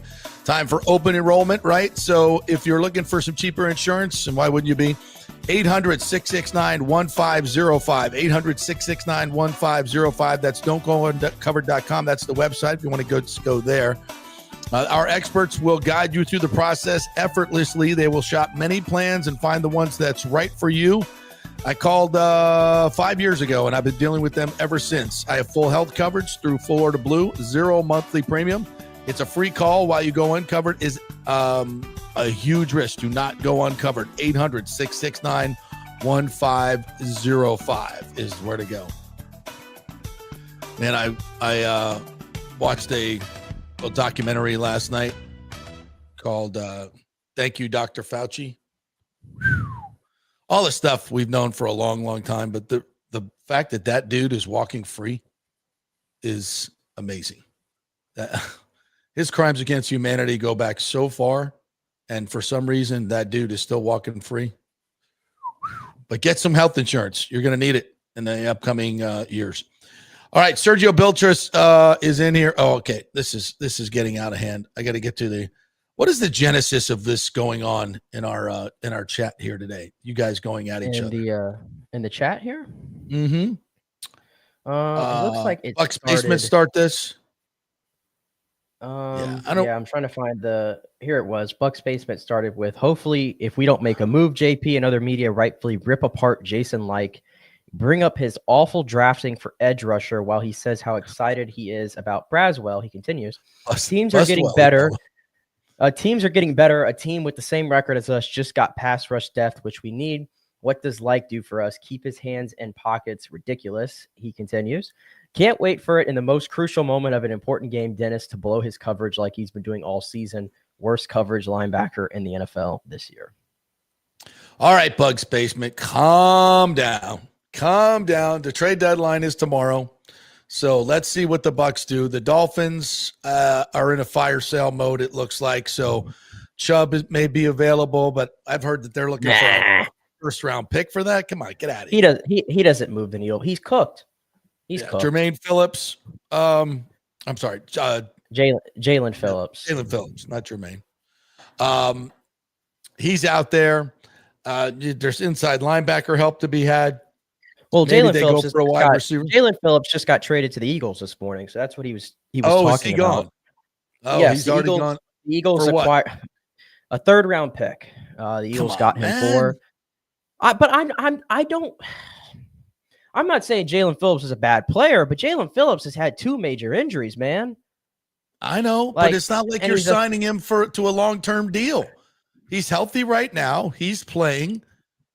Yeah, I think that would have been an addition that the Bucs could use. I mean, sure, absolutely, 100. You're not finding. I'm telling you that you could use this year and the opportunity that you. So I don't want to bust on Jason Light right now. Let's wait till the trade deadline is done, and if they do nothing, and we get all the information, then we can make a educated take on this. But Bucks basement, I think I would calm down. Let's wait to see what happens. And if nothing happens, and then we'll go. Then we'll see. But I've said many, many times, they are primed to make a move, and they should make a move. Maybe multiple. But I'm only concerned with the Bucks potentially getting a linebacker, because I will agree with his last point. I do not like the idea of going out the rest of the season with Servassier Dennis, and especially look at the NFC. The NFC, I mean, there's a couple 5-3 teams who, if the playoffs started today, are not even in the playoffs. That's how deep the NFC is right now with the crop of teams you have. So you're competing against a lot. So if you feel like you got the squad, and as we sit here today, the Bucks are the number 2 seed in the NFC. Philly's number 1 because they beat you, but you're right there, obviously. Servassier Dennis is just not good enough, and there's got to be a solution out there at linebacker that you can upgrade. And the other position that I would upgrade, if I could, is without a shadow of a doubt, I would try to get an interior offensive lineman, because from what I've seen, I'm not putting my faith into the Luke Haggards, the Michael Jordans, the Dan Feeneys of the world. Like that, to me, especially with the way Barton is playing at center and how he's just getting bullied every game right now, and literally getting thrown back on his ass. And I heard the thing about, well, why don't they put Bredesen back at center? Bredesen has played center a lot in this league. He played well at center to start the season. Put Barton at left guard. Sounds like the Bucks have no interest in doing that. So I don't like that idea. I think, first of all, Luke Gedeke, I sit here, I think he's coming back. We don't know. Jalen McMillan now has a fractured neck, we're told. We don't know if he's coming back. I would say there is a need for a wide receiver. There's a need for an inside linebacker. There's a need for a edge rusher, depth, because I think Anthony Nelson's a pretty damn good player, and he needs to get more touches, and Hassan Reddick's coming back. But I would say interior lineman, as much as I would like one, you're not going to find one. You're not going to find a good one, and you're going to have to overpay. But I think there's a really good one sitting in Tennessee right now who is just criminally wasting his final good years in Tennessee, and that's Kevin Zeitler. Kevin Zeitler. He is a very. What's it going to cost to get him? I don't think it's going to cost a lot at all. He's like 32, 33 years old right now. Like, I don't think it's going to be something crazy. Give a 4th, 5th round pick swap or whatever. Like, well, if that's the deal, yeah. Any of those deals, I think you have a great opportunity here. I can't underscore this enough. You're 6-2. You've got a very manageable schedule coming up. If you've drafted well, and I think this is key. You've drafted well the last 3 years. So this is a moment when you can use some mid-round draft picks to buttress your team to win a Super Bowl when you have an opportunity to. Unless Jason Light knows something that we don't, that Baker's more banged up than we know, that, there's and just feels that the wide receiver core is so banged up that nobody's coming back. I don't know. But to me, there's an opportunity here to add a wide receiver, because if Ibuka goes down, you're screwed. You're screwed. So to me, inside linebacker, edge rusher, wide receiver, those are all things that you could add guys with mid-round or pick swaps that are going to help you right now. So go do it. Make the moves. Let's go. You got the cap room to absorb some salary. So, yeah, I agree. I think the only move Jason Licht's made. I think the only move Jason Licht's made in season since he's been the GM was Steve McClendon. in 2020, and that was basically just because Vita went down. And what happened? So it was an obvious need. They won a Super Bowl. They won a Super Bowl. And McClendon played well, if I recall correctly. He plugged the gap. Solid. Yeah. Bucks Basement says 3-game losing streak is not coming for the Bucks. Pats looked awful yesterday. They're tremendously overrated. We'll see. Patriots coming in next week. I don't know if they're overrated. Now, Mr. King says, sorry, dude. The way the offense played in the last 2 games, they might drop 4 straight. Oh! Listen, the offense has been less than, and I do believe it is because the Lions, and I asked Baker this last week. I said, they spied you, they must rush you, they kept you in the pocket. He's like, yeah, it's and that's not something teams have done. They have not spied Baker, but I think it's smart because he makes a lot of plays out of the pocket, and they're going to have to adjust to that. Because if the guys aren't getting open and they're keeping Baker in the pocket and you don't have guys winning quickly as wide receivers in man coverage, what are you going to do? Well, and you're not running the ball with the efficiency that you ran it early on. I am concerned about the offense. Baker's got to play better, though. I think Baker's injured, and that's part of it. But he's got to find it in him to play better because it's not like there's not an issue on this team of guys getting open. Emeka Egbuka, everybody's looking at Ibuka's stat lines. Everybody's looking at Ibuka's stat lines over the past 3 weeks, and they're like, "Oh, the regression is here." Emeka Egbuka is getting open, man. Baker's not finding them. Listen, I'm watching the all 22, and these guys aren't separating it with the speed that they need to. Okay, Baker's getting rushed up the middle. He's getting pressure up the middle. As a smaller quarterback, he can't operate in a tight pocket like that all the time. And so they've got to find a way. Clearly, yeah. And they've got to find a way to, and I think this is something that you'll see a lot more at all the self-scouting that went on this week. I think Grizzard's going to see that they're getting this type of play. And how do you beat it? Screens to the outside, running back screens, middle screens, things like that to get the defensive line off the quarterback and just spread the field a little bit and get guys open. They'll have answers. But yeah, this is a good Patriots team. It's not, people line it up, like Mr. King here that they're, we're going to lose 4 in a row. I mean, come on now. Let's but I'm not. I don't think. I mean, you should not look down on the. You not look past the Patriots. The Patriots are 7-2. Don't look past them, but the number 2 seed in the conference. No, I'm just saying, like, this is gonna be a very difficult game. Very difficult game for the Buccaneers. And Drake May's playing as well as anybody in the league right now. The vibes are high in New England. They did the Lord's work for the Bucs this weekend, by the way. Yes, they did. Atlanta. Yeah. Well, Atlanta took care of themselves, actually. Sergio Beltre says, and rightly so, there are no free wins in the NFL. All you guys are arguing about free wins. There are no free wins. You just look at the schedule, and it's manageable, but you got to go out and play every week. Every freaking week. No, the Falcons aren't going to be a gimme. The Saints aren't going to be a gimme. There are no gimmies. Yeah, so you got to get better. And I think a way to get better is to get guys healthy, number one, including your quarterback. But if you can make some moves, make some moves. And this is time to do it. All right. Mr. King says, all in, good fun, JP. All right, everybody calm down. Sergio says, let's take it one game at a time and see what happens, guys. We can't be forecasting as we don't know. Let's focus on the Patriots, who's up next. Yeah, that's what all the argument is about. It's like free wins. There are no free wins. All right, let's go back to the top, by the way. I wanted to clear that stuff real quick. So, but yeah, I do want them to make money or make moves to make money. What else we got here? This is an interesting question. More Right Rudder says the ACC is just as deep as the SEC minus the environments where the games are being played. What do we say about that, Nick? At the top of the ACC, you got Georgia Tech, who just lost. I don't think the SEC is as dominant as it used to be. I'll say that. Texas A&M is a really good football team. Their quarterback is supremely talented. It reminds me a lot of Jaden Daniels, their quarterback. They look good.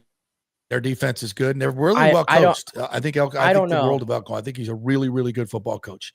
I think the ACC is like a really good collection. It's a collection of like I don't know, above average team, like a bunch of really above average teams, in my opinion, who all could beat anybody, right? Mm-hmm. But there are definitely some passengers in the conference for sure. The SEC, I know people don't like hearing this narrative, but like it is true. Like there's no, when you go play like South Carolina's 3-6 right now this year and 1-6 in the SEC, and that's not great. But South Carolina, every game they play, they're right there. They're within a player or two of winning the football game. Florida's right there, a player or two winning the football game. Auburn, for all of their shortcomings, has been right there. Arkansas's 2-7. Arkansas's taken these teams to overtime, man. Mississippi State, how many close calls have they had throughout this year? And they're at the bottom of the conference. So, yeah, I still don't think it's really a comparison. The ACC still has Stanford. They got UNC, who is getting better. Syracuse, Boston College, Virginia Tech. The way Clemson is playing this year. Really bad football teams. Yeah, I still don't think it's a comparison. Yeah. Who are there other moves that were made today? Rick says the Eagles took the linebacker from Miami. Is that Phillips? Okay. Is that the one we're talking about?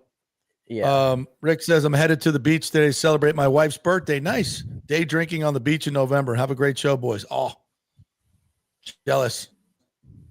Very nicely done. Sergio says Light's not going to do anything. Christopher Cole says Packers run defense is awful. How did the Panthers win yesterday? Rico Dowdle for 132. By the way, I had the Panthers plus 13.5. Pick of the day. That was nice. The Packers offense is, the epitome of hot and cold every game. Jordan Love, I don't know if you watched any of that yesterday. Jordan Love made like 2 or 3 throws that are in like the running for like the worst throw attempts I've ever seen in my life. Very bizarre. And Tucker Kraft just tore his ACL, which breaks my heart because I acquired him in fantasy. Such a good year. I acquired him in fantasy the week prior, and of course he tore his ACL. But football suffers because that dude is an absolute beast at tight end. But that's a huge deal for the Packers, who are already without Jaden Reed. Yeah. And you're getting inconsistent play from Jordan Love right now. So the Packers have lost to the Browns, they lost to the Panthers, and they tied with the Cowboys. There's your right there. No free wins in the NFL. And I see people anointing him, Jordan Love, and anointing the Packers all over. And I've been very steadfast as that they have not showed me anything, any consistency of. They haven't dominance. played up to their potential. They have the players, but they're not. It's not coming together as well as it should. I think Christopher Cole says Falcons are not passing the Panthers, much less the Bucks. The Falcons are a mess. I just can't figure them out. They've got talent. I mean, their coaching. Did you see how they lost that game yesterday? Missed an extra point, right? Yeah, they missed an extra point after Drake London makes an incredible catch, and he had 3 touchdowns yesterday. I think for Drake London, he was insane for the Falcons. But yeah, they're not well coached at all. Bijan Robinson has had less than 20 carries in a football game. I think 5 consecutive games, and he had 12 yesterday. I mean, that's as malpractice as it gets for an offensive touches or carries. I mean, both carries. Okay. I still think 12 carries for Bijan Robinson. 6 passes a game at least. You get him in the open. Nobody can tackle him in the open fild. What are they doing? But I was told that the Falcons were among the NFL's elite. Remember that? That's what I've been told. Yeah. No, not so much. Nathan Elliott says the Green Bay Packers are the Cowboys, all offense, part-time defense, all hype. Christopher Cole says it looks like the Cubs are going cheap too. Really? They pack Wrigley Field every single game. That's crazy. Lonnie, is that true? Are the Cubs going cheap? They're not going to sign Tucker, it looks like. And they gave away Cam Smith for him and others.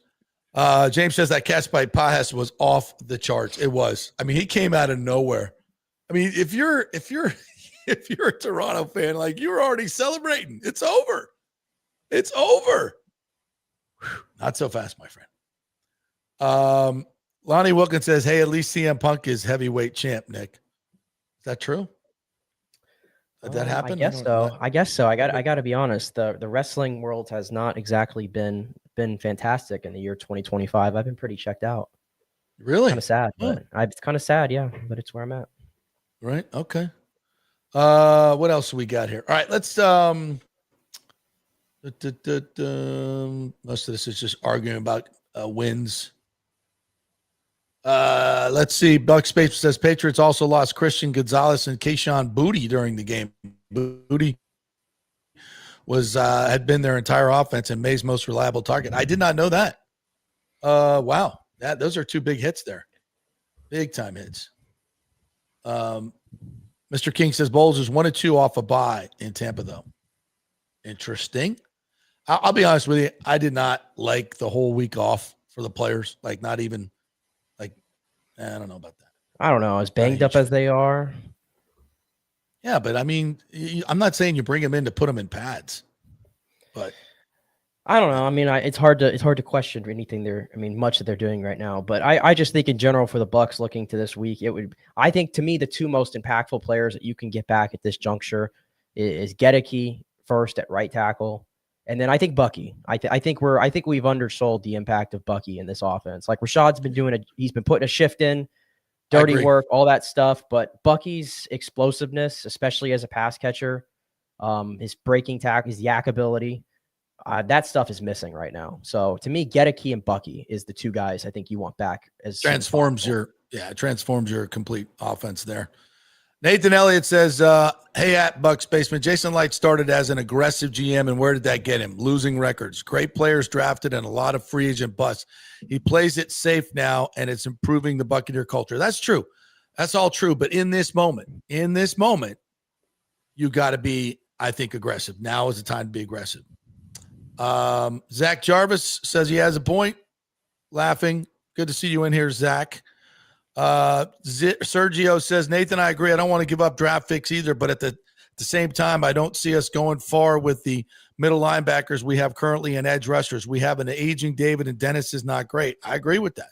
Again, patience is great, and I think that's helped Jason develop as a GM, but now's the time to be aggressive.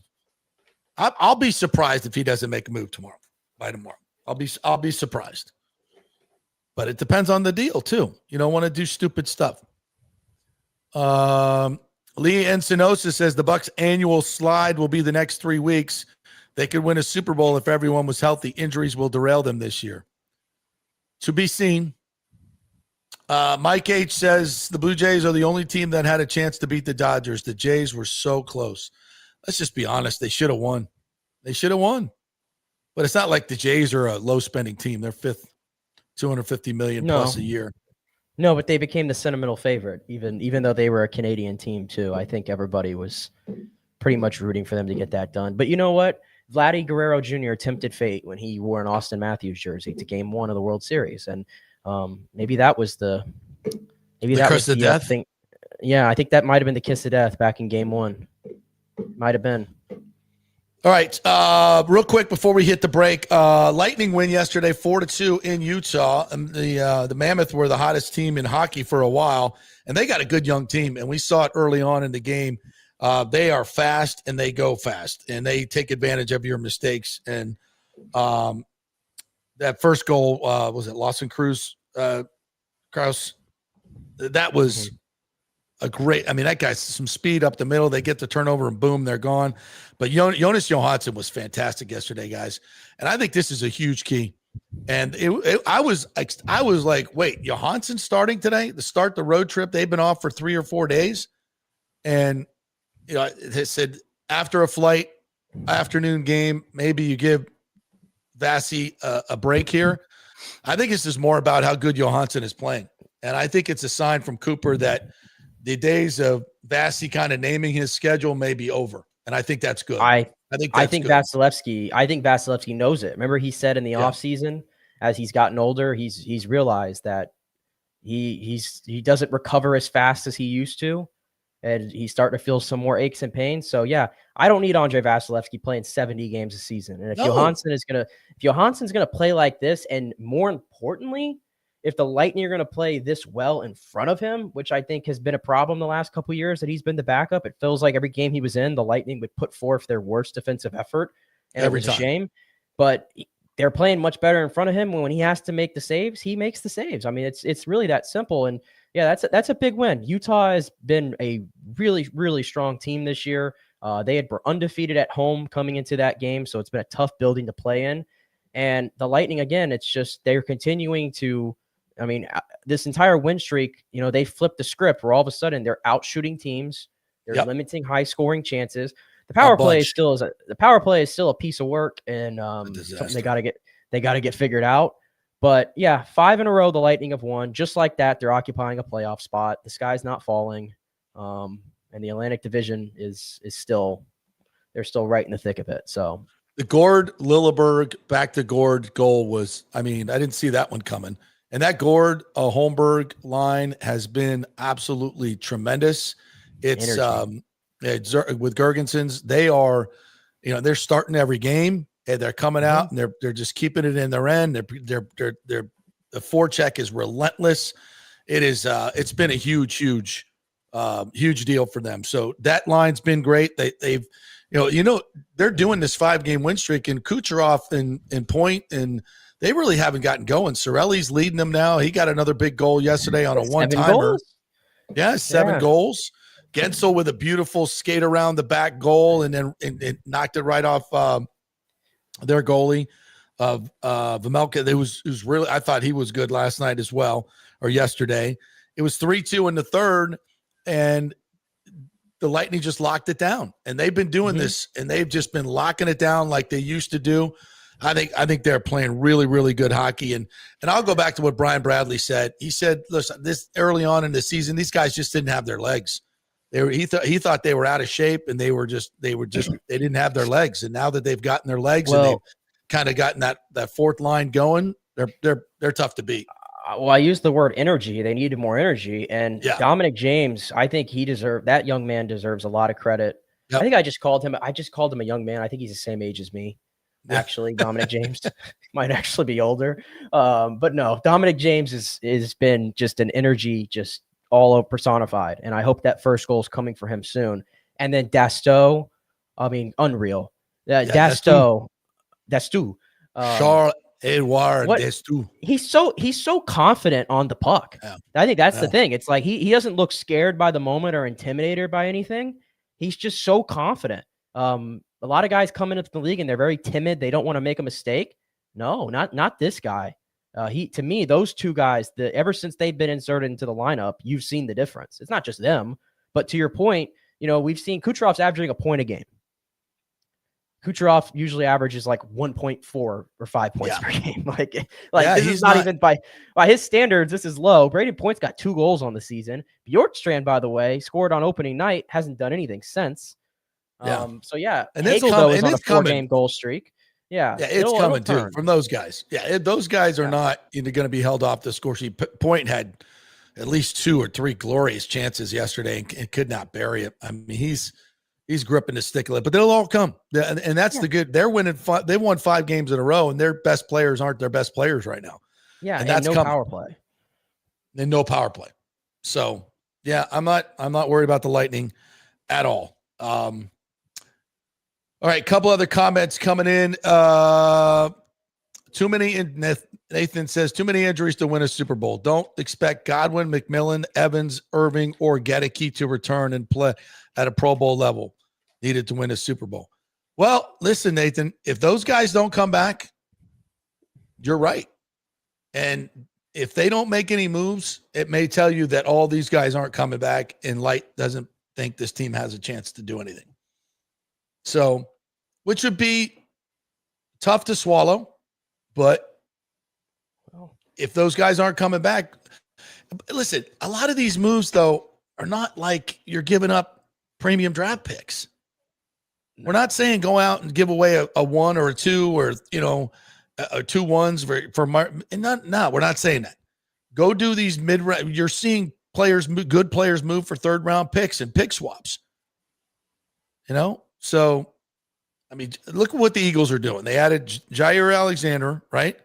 I know he's not what he used to be, but they've added 2 defensive backs to shore up. And listen, they're not going out and getting great players, but they know what they have, and these guys they feel are better than what they have, and they're veteran players. So I don't know. Howie Roseman's no idiot, and he's making moves. Yeah, and also too, it's easy for us to talk about go make a deal, win a Super Bowl, this stuff, try to go for it. And like you said, though, we don't really know the injury situations on these guys. The Bucks don't give you much insight on these injuries. And as we just learned, all of a sudden Todd Bowles just tells Rick Stroud, like, oh yeah, he's got a fractured neck, Jalen McMillan. Like, did anybody know that he had a fractured neck? I don't recall that being said, but we just find that out. And does that sound like somebody who's returning? Not really. Nope. So not really counting on Jalen McMillan a part of this equation at all. But I don't know about Gedeke. Don't know about Bucky. I don't have a good feeling about Chris Godwin, if I'm being completely honest with you. I haven't even said his name, honestly, factoring this in because I just don't have a good feeling about it. Yeah. Interesting stuff, to be sure. Any other developments in the NFL that we need to hit on here? By the way, last night, this game was, you could turn it off after the first quarter because it was a blowout, but the Seattle-Washington game. But I woke up this morning, I fell asleep before it ended, and I saw the Jaden Daniels injury. Gruesome, very gruesome. His non-throwing arm bent completely back. I don't know what that is. It doesn't look like something you're going to come back this season and play through. So that sucks. Yeah. And the Commanders, as I said in the offseason, obvious regression candidate. They're the oldest roster in the league. They have no athleticism on defense, and they're injured all over the place. So you get what you get. And now Jaden Daniels it's so eerily similar. Did you know RG3, when he got hurt in his second season, it was against Seattle, and it was on the same play. It was on the same part of the field, the same yard line as Jaden Daniels' injury. Awful. I mean, it's almost eerily similar, awful. The two of them. So that is no good. Real quick though, the Bills-Chiefs game did not disappoint. Never does. Never does. I mean, the Chiefs are really good with Rashee Rice. They're really, really good. But the Bills aren't going away. The Bills are not going away. But the Chiefs do look like, even though the Bills won the game, I'm like, the Chiefs scare me. Well, the Bills have been able to get over the Chiefs in the regular season, but we know when this matters. I know the Chiefs. Everybody's going to say, "Well, the Chiefs aren't in the playoffs, right?" The Chiefs are going to be there. They're going to figure out a way to get to 10 wins, and they're going to get in the playoffs, and it's going to run through them, like it always does. Seahawks win 38-14, as you mentioned. We didn't talk about the Seahawks. They're good, and Sam Darnold's the MVP. I know, right? Hard to say. Jacksonville gets a 68-yard field goal from Cam Little, the longest in history, although Chase still owns the outdoor record, right? Jacksonville wins 30-29 in overtime as Liam goes for two. Is that how that game ended? I'm trying to remember now. But Cam Little kicked a 68-yarder, and Jacksonville is a winner yesterday. Buffalo beat Kansas City 28-22. The Rams beat New Orleans. The Rams might be the best team in the NFC. Maybe. Yeah. The Saints had the ball for 16 minutes in that game, which is the 13th lowest time of possession in the history of the NFL for a team in a football game. Not good. Yeah. Tyler Shook debut, not great. The Bears beat the freaking Bengals 47-42. What can you say about the Bengals defense? The Bengals are 7-8 in the last 2 years when they've scored 25 plus points. Yes, that is a real stat, and it's hard to believe. But this is back-to-back games. The Bengals have scored, I think, 38 points, and they lost to the Jets. And then they score that many points against the Bears, and they still find a way to lose. And the way they lose is like the most demoralizing way. It's how it always is. And after the game, their players, none of the defensive players wanted to talk to the media, so they're hiding. The offensive players, very frustrated and outspoken about how they just can't make one stop. But again, that's what you get when you build a team the way that the Bengals have, and you have nothing. You have literally nothing on defense. You fired Lou Anarumo, by the way, and let him go to Indianapolis. And until yesterday, having a pretty damn good season over there in Indy. And you have Al Golden, and he doesn't look like he's going to be long for Cincinnati. So, no. There you go. The Broncos beat the Texans 18-15 on a last-second field goal. C.J. Stroud goes out with a concussion in the first half. Game was gross. Yeah. Patrick Surtain, torn pectoral injury or a pectoral injury. That's not good for them. But the Broncos are 7-2, and they look pretty damn good. Carolina beats Green Bay 16-13. This was although it did have the Panthers were 13.5-point underdogs in this game. And that was a nice win. 4-game winning streak with Bryce Young. He came back, although he only threw for like 100 yards, but they did it on the ground. Rico Dowdle, 130 yards. As Nathan said in the chat, Micah Parsons doesn't like playing the run. The Packers just don't impress me. Everybody wants to crown them, and I just don't see it. The Vikings beat the Lions 27-24 on J.J. McCarthy's return. You see that coming? I did not. No, but JJ doesn't look aesthetically pleasing, I guess is the way to put it, when you watch JJ McCarthy play quarterback, but he finds a way to dig deep, and there's something about the fact that the guy just doesn't really lose football games his entire football career. And I don't know, just having him out there, it seems like it gives the offense a little bit more belief. I mean, when you're comparing yourself to Carson Wentz, especially the injured version of Carson Wentz that the Vikings were trotting out there, it's a little bit different. But yeah, JJ McCarthy, for all the noise around him, is he ready? Is he not? I mean, well, yeah, it wasn't like a superstar performance by any means, but good enough for them. And good for the Bucks. All right, we'll take a quick break, and Orestes Destrade is here. We'll hit the World Series one more time with a little bit more passion here, because I know was just he was texting me during the game. It's like, this is insane. Quick break. Back with Orestes Destrade as we talk World Series and a little bit of Rays as well. Stay with us.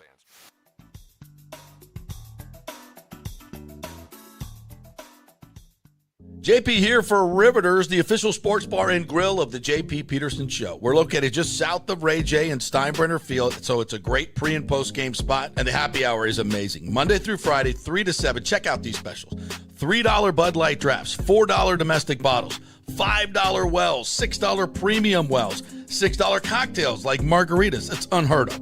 And the Riveters food is freshly made daily. No freezers.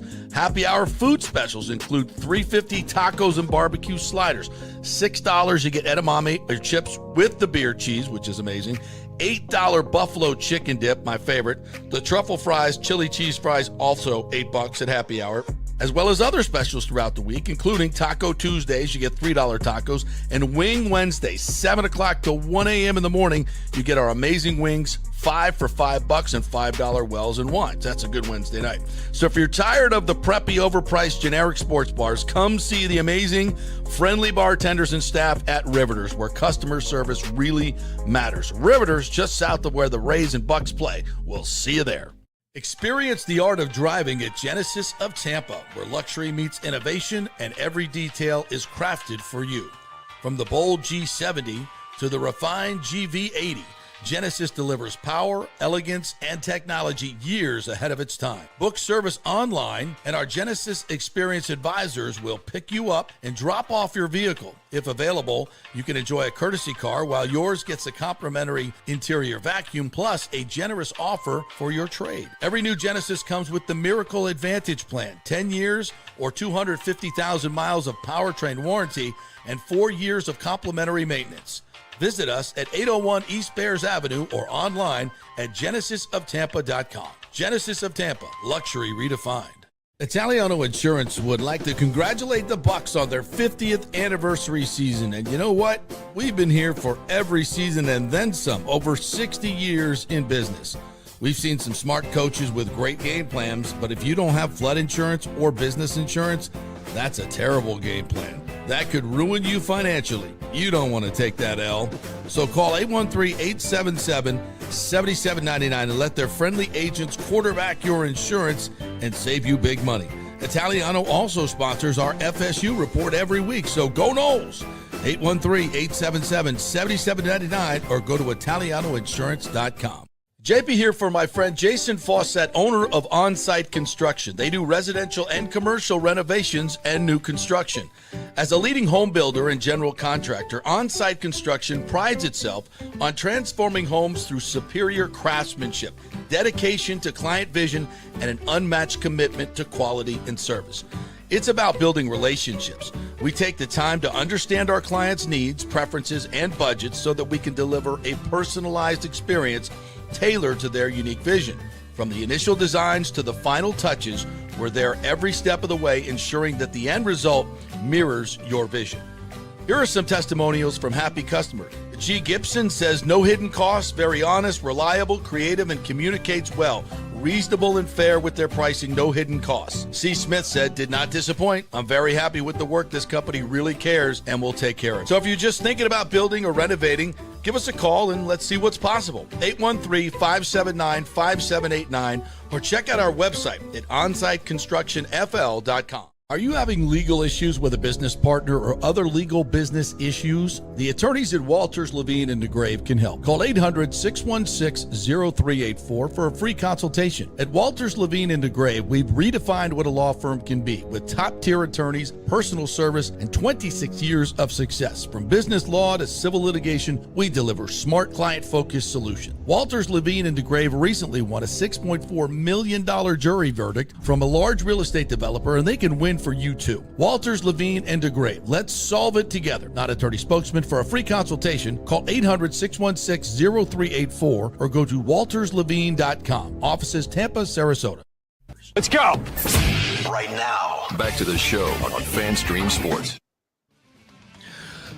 All right, welcome back to the JP Peterson Show, brought to you by Bay Area Modern Medical Center. BAMMC.com is where you go to get your concierge medical doctor, Chris Lugo. He is mine. He should be yours because your primary care physician is not looking out for you. It's your insurance company that he's looking out for. If you want someone to direct your health care, to get your blood work and go over it with you for an hour and a half, plus your workouts, your diet, your sleeping, all that, which is what you should do to stay healthy, it's Bay Area Modern Medical Center, BAMMC.com. Go to the website. Schedule a free consultation with Chris Lugo, and he will describe all of it. It's cheaper than you think, folks, but it's worth it. You got to have somebody who's a health advocate for you these days. BAMMC.com, Bay Area Modern Medical Center will get you right. All right. The man, the myth, Orestes Destrade. Nick is here. Nick Geddes. I'll turn that around so you can see that a little bit. Yo, Nick. Yeah, I got you. Yeah, there you go. Nick, how you doing, buddy? Got to work your own mic these days. I'm good. How are you doing, sir? I gotta deal with this guy over here to my left, buddy. That's why I don't. That's why I don't go into the studio. I stay here in my own. No, home. dude. Yeah, you just stay there and Smart. Do your thing because I got to deal with the big bear. We were talking earlier about this World Series, but I couldn't wait to get you in here. I mean, you've played the game at the highest level, won the championships in Japan, and the drama when all of this is on the line. I can't imagine what you feel like on the field, right, when it's like this. I mean, who was it? Was Rojas who made the play to get Connor Falefa, which we'll talk about. I'll never forget that cutaway shot that they had of him afterwards. He was like, yeah, he was like distraught, like the pressure. Well, I made the play, not just to save pressure, the World but Series. He actually fell back. So he caught it, fell back. I mean, an incredible. Today we'll talk about that later, but they announced the Gold Glove. Talk about a Gold Glove play. Oh, he had multiple Gold Glove plays. By the way, he had the game closing double play. That people don't realize that the real saving play there wasn't so much Kike Hernandez. Kike's play where he really kind of made the difference was in Game 6. In Game 6. Yeah. He opted to. He read that listen, with Jimenez, I should be playing deeper. I'm not going to play deep, and he played in and he played shallower. He was able to make that play. By the way, only a former infielder or an actual, because Kike Hernandez is really an infielder turned outfielder. So if you see that play. Rarely does an outfielder have enough foresight to catch and throw almost on the run, while he's running and throwing like that. That's an infielder play. Yeah, good point. In fact, very similar to the game ending of the World Series in Mookie Betts, catches it, tags, throws to first. But the pick that Miguel Rojas made was just outstanding. It kind of came behind him. I was a first baseman for 15 years, and I had a lot of those in-between hops where you can't go get it because it would bounce off you. So you have to play it back. So he played that so hard to back. do in that so moment. hard to do in that moment. Then he has to play that it takes him back because the infield there is a little rough and takes weird hops in Toronto. So makes the play, and he's just like, holy cow. We'll talk about, IKA and the glaring mistake that he made. But overall, which, by the way, we're going to do a whole hour on Yeah. this, by the way. The Orestes Destrade, the Big O show. After this show, starting at 12:30 live on all these channels here. So if you guys want to, we are going to break it down. We'll give you a little taste of it right now. Yeah. But we're going to do the whole thing and talk some Rays and all that. That's 12:30 to 1:30. So continue on that. Well, what I was going to say is, I was fortunate enough that in the 90s I played, again, it doesn't compare to the major leagues. I never say it does, but it is at a pretty high level. It's a big deal. Well, the Japanese World Series. As evident by who was the MVP? A Japanese player. Yeah. Who was the greatest player in the game? A Japanese player. Who was a standout rookie? Sasaki. Yeah. So the Japanese players are and who has the defending, WBC. So fundamental baseball is played in Japan. Great baseball is played over there. And I was fortunate enough to win back-to-back Japan series titles, 90, 91, 92. 91 and 92, we won in 7 games twice. Yeah. So what is that pressure like? Well, crazy, because we had the third one, hands down won. In fact, I had probably my second MVP of a series looking like it was in my grasp. And I had already hit 3 home runs in that series. And I hit a ball that ended up getting caught at the warning track in the bottom of the 11th. Bottom of the 10th. Would have been a walk-off? Would have been a walk-off series over. We would have won 4-1 series, right? Uh-huh. Instead, it's get caught. I had just homered to tie the game a few innings earlier, and it gets caught at the warning track. Their guy by the name of Ikeyama, their stud shortstop, hits a home run in the top of the 11th. We lose that game. Now it's 3-2. We go back to Tokyo, and they hit a walk-off grand slam, pinch hit grand slam. To win game 6. To win, like a Barger type thing. Oh, to my win God. game 6. I remember being at first base, and I'm like, we're going to game 7, guys, here. And they had home field advantage for 6 and 7. So their crowd was 50,000 people were going crazy. My God. So we come back in, and we had that type of a team, very similar to what the Dodgers. So it's a very similar situation. Yeah, in the sense that we're trying to three-peat, you know. So that's where I can relate. And the relationship is that we came in and walked in game 7 after being devastated with a walk-off like that in game 6. And we still felt like on the road that it was still our game to win, right? And a dramatic game 7 over there, nothing like what this was Saturday night. It was a good game. We ended up winning by 1 run on a sac fly that I scored actually from third. And but it was a tight game, but not the drama. We just kind of held on. We had our best pitcher on the mound. I tell you what, the one thing about baseball I will say, and I think this series, this postseason, but mainly this World Series, JP, brought back a lot of fans. The ones that that are watching it fell back in love with baseball. The ones that weren't even watching it, because of the advent of social media, were able to kind of now follow it in these last couple of days, last 48 hours, to realize what arguably is the greatest Game 7, greatest World Series of all time, and the nuances. The one thing I want to bring up, because obviously we're in a football frenzy, environment, in the United States, deservedly so. College football is at a peak right now. A lot of parity, a lot of excitement. NFL the same. But the game of baseball, I will tell you, the one thing that I found to be really cool about this weekend's games, it's all the other sports. JP, you tell me, man, you've played them.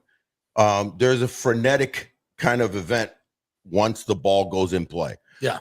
When you hike, there's frenetic plays because you have offense and defense going at each other. Right. In hockey, in baseball, in football, in basketball. Baseball is the one sport that once the ball goes in play, then the defense has to do their magic, their thing, their error. They have the ball, right? They have the ball. The runners are running and doing their thing, or they hit a jack. But there's so much that you can physically see develop. It's hard to really see what a great job a DB does cutting off a play. They have to show it in the replay.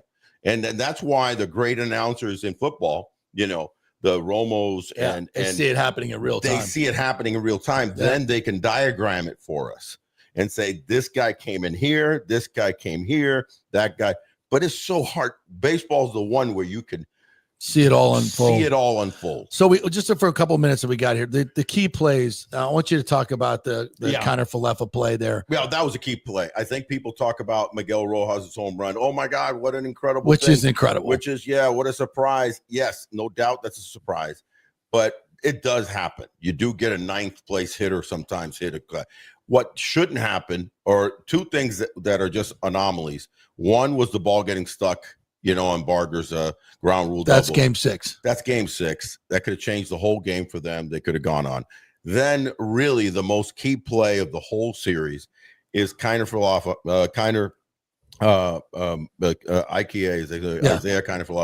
not taking a secondary lead as well as you should. So 1 out, bases loaded. 1 out, bases loaded. Infield in. Infield is in. All 4 infielders. Bottom of the ninth. Winning run on third. Dalton Varsho is hitting, who is a pull ground ball hitter. Right. Like dead pull ground ball hitter. So Muncy is playing off the bag, because if Varsho is going to hit a ground ball to the left side, it's most likely going to be going between short and third, right, or too short. So he's well off the bag. Well off the bag. And as a runner, you have to be at least equal to how far he's off the bag, because he's got to get back to it. Dude, even if he was like halfway to equal. Yes. Yeah. Halfway to equal. Yes. Because if you watch it again, he's playing like almost short. You know what I mean? Yeah. He's over and in. Yeah. So you, as a runner, you're looking, I'm at least that far off. So he should have been base coach too. He should have been at least five steps off the bag. 3 or 4 or 5 more steps off the bag. Yes. He was 2 steps off the bag. Why? And moving towards. Why? Because of the play the night before. Because Barger gets doubled up by the aforementioned Kiki Hernandez. But that was a play to the outfield. I know, but he didn't want to get doubled up right there. So that's the only reason that I can think that he decided to stay close.